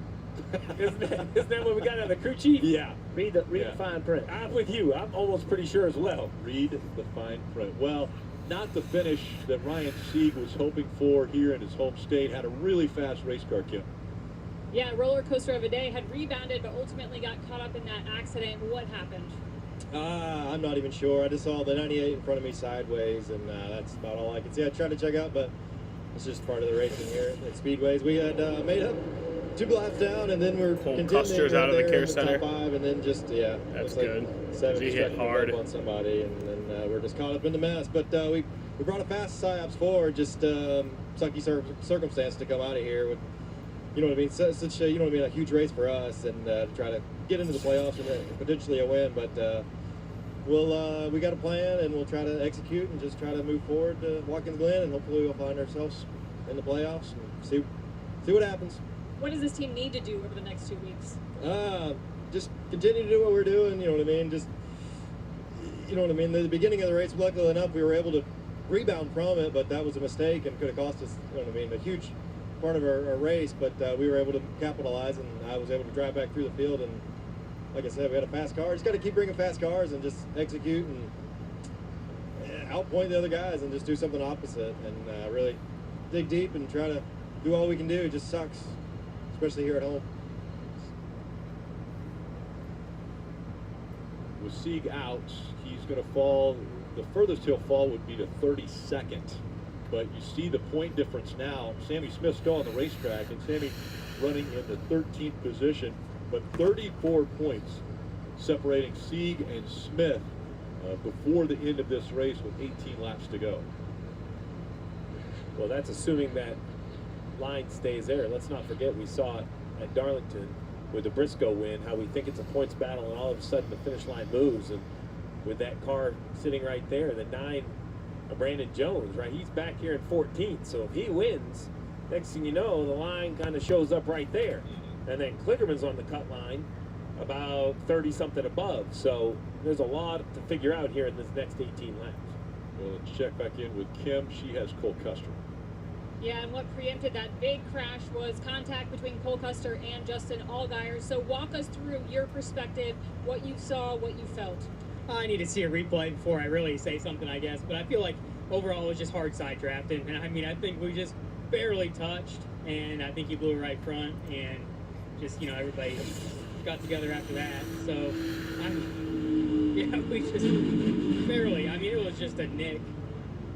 You know, you're trying to side draft as hard as you can going into 3 to try and, you know, so he doesn't clear you going in there. And I mean, I can't believe that blew his right front.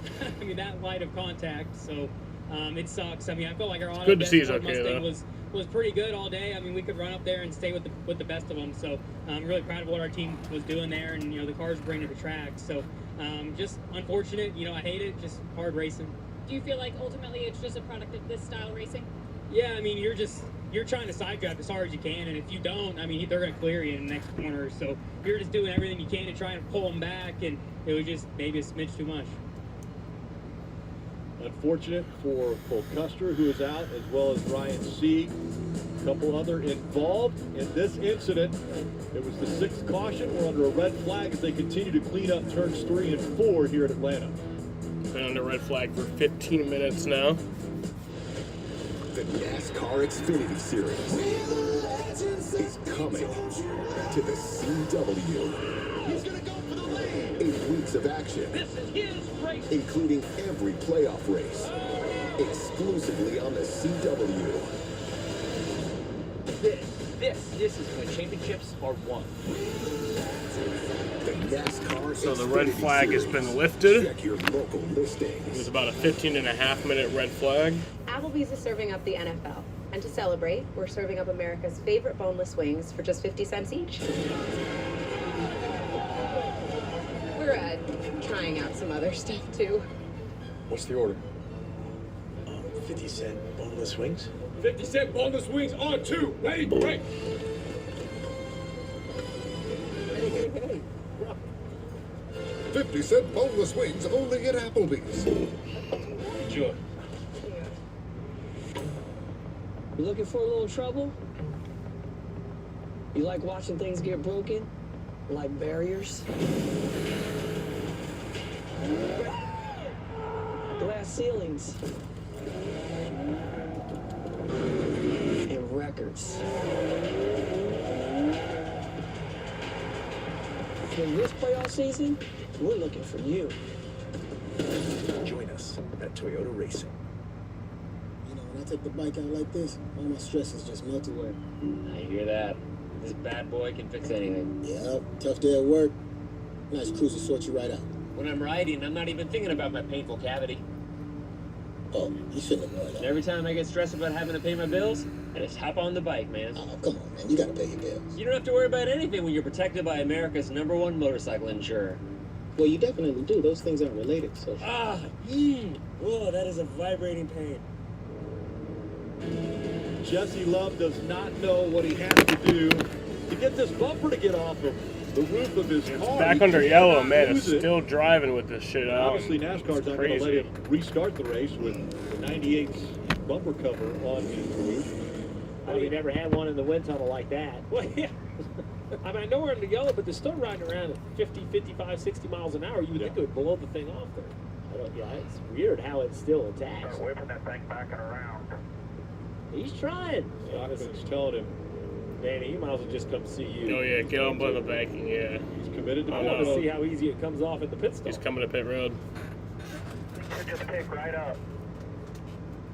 They must know. That's their assessment.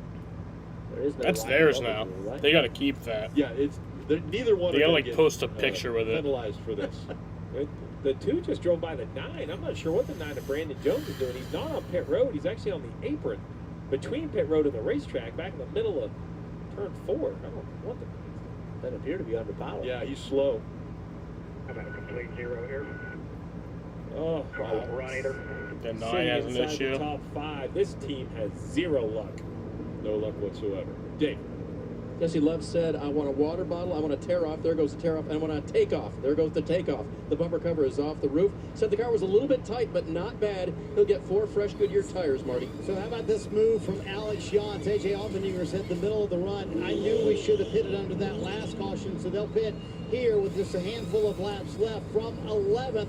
Fresh tires. AJ saying, I just cannot hang on to the car anymore. And for Brandon Jones, you can see his teammate pushing him out. We're actually down pit road, so he said he lost a complete power inside the car and all fuel pressure, but the 7 being a nice teammate here, pushing Brandon Jones down pit road to his pit stall. Yeah, He can do that. Yeah. I'm shocked at what's wrong with the 9, though. I mean, I he was didn't just think he sitting on the could. red. It fired because he... I don't know. The 7, after sitting in his pit stall and the crew looking to do work on it, has now pulled behind the wall, and they go to work on the 9. Training is all get out, but y'all brought a heck of a race car, so thank you very much. That was Allgaier. Yeah. He did. That was Fired a up funny now. sequence Out of there. gas. Yeah, It won't stay fired, Jeff. That's the problem. They're spraying fuel directly into the cowl, Steve. Well, it's like old school. You don't see this on the cup side anymore, but it will not stay fired for Brandon Jones. So you wonder if it's a fuel pump issue, a fuel cable issue. You know, if it'll run with the fuel going directly into the carburetor, you know, that tells you the engine will run. Go. Strange. It's very strange, Rick, because, you know, he was last on pit road about 60-something laps, so you would have thought he had enough fuel in it, but obviously something amiss on the 9 car. Maybe a fuel pickup problem. Yeah, They're on in the fuel cell, picking the fuel up, and they had to get it full and then prime the carburetor.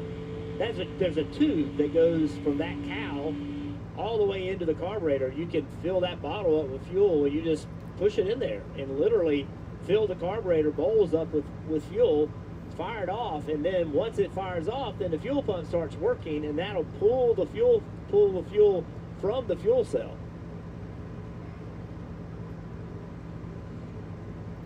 They'll be coming to the choose this time, so it'll be a restart with 13 laps to go. All right, so now, Jeff, we have seen time and time when the race wasn't on the line. It'll be 3 13 to 4 go when we cars go pick green. The outside. Who goes to the bottom? Which car in line do you think makes the decision? Well, there's a lot of people with a ton to win today. Josh Williams, if he could win this race, he's in the playoffs. Anthony Alfredo, if he could win this race, he's in the playoffs. Parker Kligerman, he's pretty good point shape anyway. I almost wonder what Parker Kligerman would do, right? Like, he's great in points. Is it worth wrecking over? Is he going to push the issue that hard? Or does he need that win? I mean, we don't know what his 2025 looks like. Does a win put him in a position where he's more valuable to whatever team, if it's staying with the organization he's with now, as we see the choose? Wow, Austin Hill. There you go. You know where Austin Hill's mindset is? Yes. He's come to win the race. He wants to be on the front row. Josh Williams in that white-blue car, he couldn't decide what he wanted to do. He's like, bottom, top, bottom. Ended up going to the bottom. Quick decision. Marty, what was going on with the 9 and Brandon Jones? I checked in with Adam Wall. He said he's not sure exactly what was going on with the fuel, but he said it could have been the way, as Jeff pointed out a moment ago, the way it was sitting under the red flag. But they would have needed to pit anyway, because look at the right rear tire for Brandon Jones. That body damage from earlier is on top of that right rear tire. You can see where it's just literally wearing that right rear out. It was flat when he came to pit road. Well, the fuel is unfortunate. All right, getting ready to go back green. Good report. Going to by be Mark. 13 to go. Now we'll just see if this new right rear tire, if the damage, I know they have it repaired, but has something internally, like a crush panel, blown down, will it continue to be an issue? Talked about the 11 of Josh Williams. What a great moment for him. First year at college, running full time, came into this year so amped up, wanting to do well. Now he has a shot. And remember, he's eligible for the playoffs. Oh, I didn't even see her That 11 coming wins there, the race from Camden. below the cut line, much like we mentioned with the 9. That would put him into the playoffs. And Oriana at 26, he is not eligible, but that car would be. Mixes everything up. Pace car off the track. 13 Alrighty, to going go back in the green. race. Chandler Smith, the control car in the 81 on the outside. 13 to go. Austin Hill, one in the spring. He's on the inside.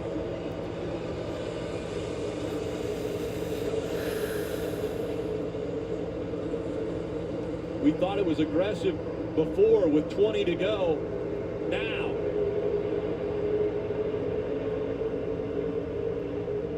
down the backstretch, a big push coming from Heim to the 81. Josh Williams gets off the back bumper of the 21. Well, the 21 has a good speed through the middle of the corner. Will he try to slide up? He will. Right in front of Chandler Smith, and now the crossover. Chandler Smith Smith's takes the going to try lead. to take the lead back. They lost a lot of momentum, though. Here's Parker Kligerman in That fifth. 21 couldn't have been in front of the 81 by Love more to than see 3 him or 4 win. inches. Josh Williams in fourth. And Corey the 81's Heim. going to fill that gap. Now Josh Williams leading that inside line. Doesn't have the help he wants, though, from Ryan Truex in the 20. 81 up the racetrack, though. Still able to come back on him.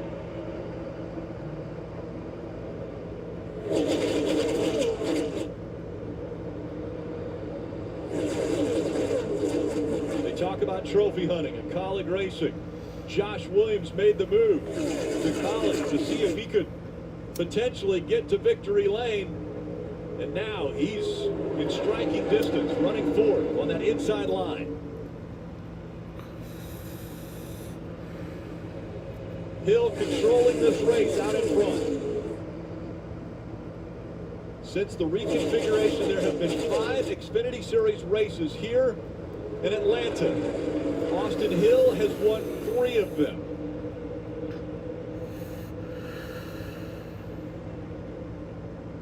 Take a look at the 81 here, second car in line. And Josh Williams into the right, left rear quarter panel. Knocked him sideways through the tri-oval. Coming up on 9 to go, Jeff, is this strategy that we're seeing out of Hill to where he runs the bottom of the racetrack through 3 and 4 for sure, and sometimes through 1 and 2. Is he saying, guys, if you're going to pass me, you're going to have to go to the outside? Yeah, he is, and I think it's the right thing to do this late in the race. No one's going to just follow you up to the outside. Contact. Oh, they almost wrecked right there. Damn. A lot of pushing and shoving.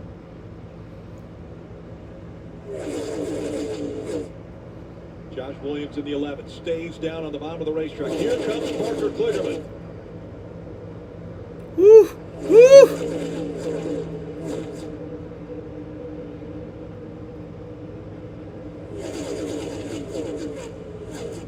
And how about Lawless Allen? Running in that number 15, he is 5th, right behind the 48 of Kligerman. Just his second start. Lawless Allen in the 15.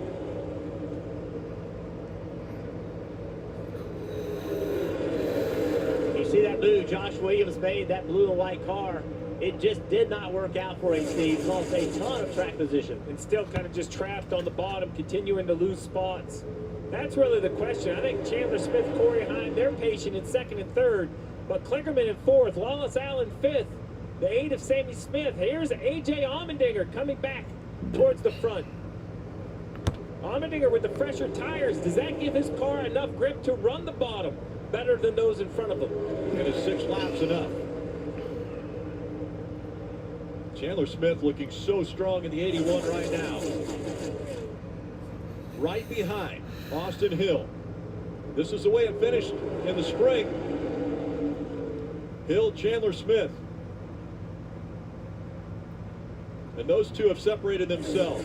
Corey Heim running third in the 26. Well, when they run the bottom, they definitely pull away from third. But the problem with that is third kind of has a run on them at the end of the straightaway. So they were on the middle of the racetrack here in 1 and 2. The 3 and 4 last time they were in right around the white line around the bottom. Top 3 all from the state of Georgia. So what the 81 of Chandler Smith may start thinking about doing is actually slowing down a little bit, getting away from the car in front of him. But when the 21 sees Chandler do that, he's going to slow down. You want to try to create a gap to build some forward momentum. Trying to time it right to catch him in the corner. Now, this is a good opportunity with Corey Heim with a push down the back straightaway. Good run right here. Oh, he stays behind the 21. Got 4 to go. Maybe thinks it's too early to make that run. Coming up on 3 laps to go. I think for the lead, I think this late in the race, you have to make the move. You have to hope the guy behind you goes with you. Y'all gotta start making Wallace Allen moves. coming up to the back bumper of the 48. Big run by Sammy Smith in the 8. He drifts up the racetrack. They're 3 wide now back there for the 6th spot. All right, so that took some momentum away from the pack because they're side by side. And contact made just a bit as Wallace Allen goes Wallace up the Allen. racetrack. He's able to collect it. Coming up on 2 laps to go. It was actually a AJ great Allmendinger save is by in the 5th. 15. I thought he was wrecking. I believe it's going to be settled amongst these 4, though, Rick. Chandler Smith had an opportunity to make a move down the back straightaway a few laps ago. He didn't make it. Does he take it this time? He's got the momentum. He gets to the back bumper again and stays there. Oh! Woo! Almost gets to 21 sideways. Yeah, there you go. And now here comes Chandler Smith. Coming to the white flag. For the lead. No help behind him, though. Ooh. Corey Heim is going to push the 21. 1 lap White to go flag. for Credit One Bank. Chandler Smith dropping back. Now he's going Comes to Corey Heim. Here comes the 26 on the outside. Corey Heim. Oh, Corey Heim's in the wall. And he gets sideways. Here comes Parker Kligerman. With a run. Here goes AJ Parker. Allmendinger, fresher tires also coming into the picture. I don't think it's gonna be enough. The last time through 3 and 4. No. The 21 pulling away. And Austin Hill Hill's gonna do it is again. gonna win He'll at sweep Atlanta. 4 wins at this racetrack.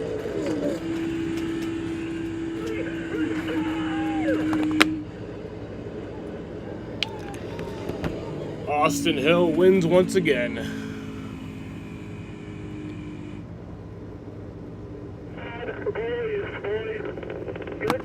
He was my win pick. Good job. Appreciate all the hard work. It was a handful, but we got it done, baby. So many times people will say anybody can win when you come to a drafting racetrack. But there's a reason why Austin Hill has now won 7 times at this style of racing. Great teamwork. Look at the names joining on this list. Very impressive. And nowhere near the fastest car today. Found a way to do it.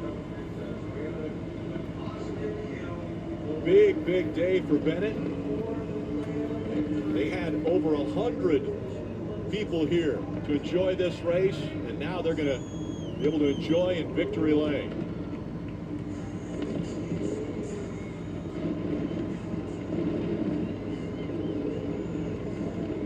Trevor Story will be back in the lineup tonight for the first time since like the beginning of the year.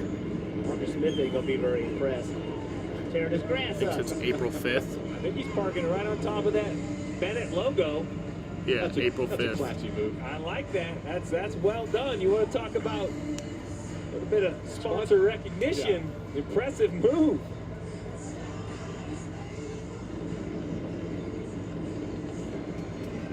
So many times we see the winner of the race park it on the start-finish line. An ideal situation here for Austin Hill. With his sponsor's logo in the grass, he parks right next to it.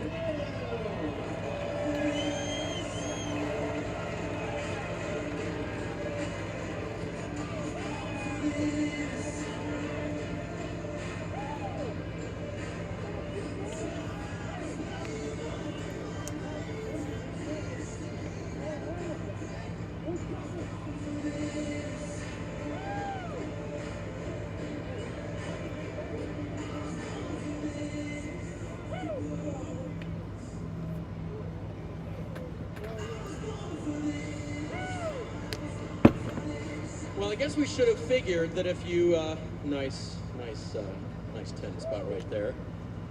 Timmy Latiga, car chief there, giving him a hand as well. I guess we should have figured if you put the sponsor's logo at a certain place on the infield, that's where the driver's going to head. If he pulls off an incredible win like he just did, Austin, I'm thinking that wasn't the best handling car all day. How in the world did you do this one? Oh my God, it was just resilience with this whole Bennett 21 team. Like you said, our Bennett Chevrolet wasn't handling great all day. It wasn't as fast as Xfinity Internet, and well, it had speed. I can't say that. It had plenty of speed. Just the handle on it was tough all day. We had to dig deep for that one. The 81 got into 3 and had me jacked up. He's doing what he has to do to try to win. Very surprised that the 26 pushed me there and didn't go with a Toyota. And then I thought that I messed up. It came up. I thought that I messed up in the 1 and 2, and I hate it that he got in the fence. I wasn't trying to run him in the fence. I was just trying to like get him aero tight or get him aero loose, because that was happening to me a lot today. If anyone kind of ran up the track from the bottom, I would have big moments. So I was trying to do that to him, and I saw him get in the wall, and I was like, oh man. And then I just had to keep the 48 there. I got down into 3, and that's the first time all day I got like extremely tight into 3. But we had enough of momentum off of 4 that it didn't matter. But I can't. This is insane. Like, to win with this gold car, Bennett's 50th anniversary. This is their biggest race of the entire year. To do this for our sponsor, it means a lot. There's Kid's so normal. And then there's over 500 people here for Bennett. You know, employees, friends, family, you name it. So yeah, there they are. So yeah, I can't thank everyone enough from Bennett. RCR, ECR engines were good all day. We're gonna celebrate this one because it didn't come easy. And make sure you introduce the world to this. Who is this? This is Barrett. He is wild. Barrett, are you wild? You go, dogs? Yeah, he is. Yeah. And he's glad that Dad ended up in victory lane, or close to it. He ended up at the logo, Rick, and that was more important. A big smile on his face, asking, Dad, did you win? Dad, did you win? Yes, your dad just won. And you're going to celebrate with him. So, some of the folks from Bennett that are here, he mentioned almost 500 people are associated with Bennett. He parked it right on the logo. But what a run. Had to work for this one. 7 times now he has won on drafting style track. Alrighty, y'all. Crew celebrating. So I'm going to end this shit. I'll be live in about an hour. I'll be live at 7 for the Red Sox game, I think. Probably. And then I'll be live at 2:45 tomorrow for the Cup race. When's the green flag for that?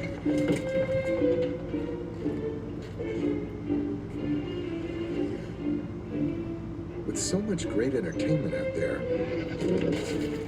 wouldn't it be easier if you could find 3:11. So yeah, I'll be live at 2:45. My favorites. So yeah, fun times today. I want to thank you guys for watching, and peace out.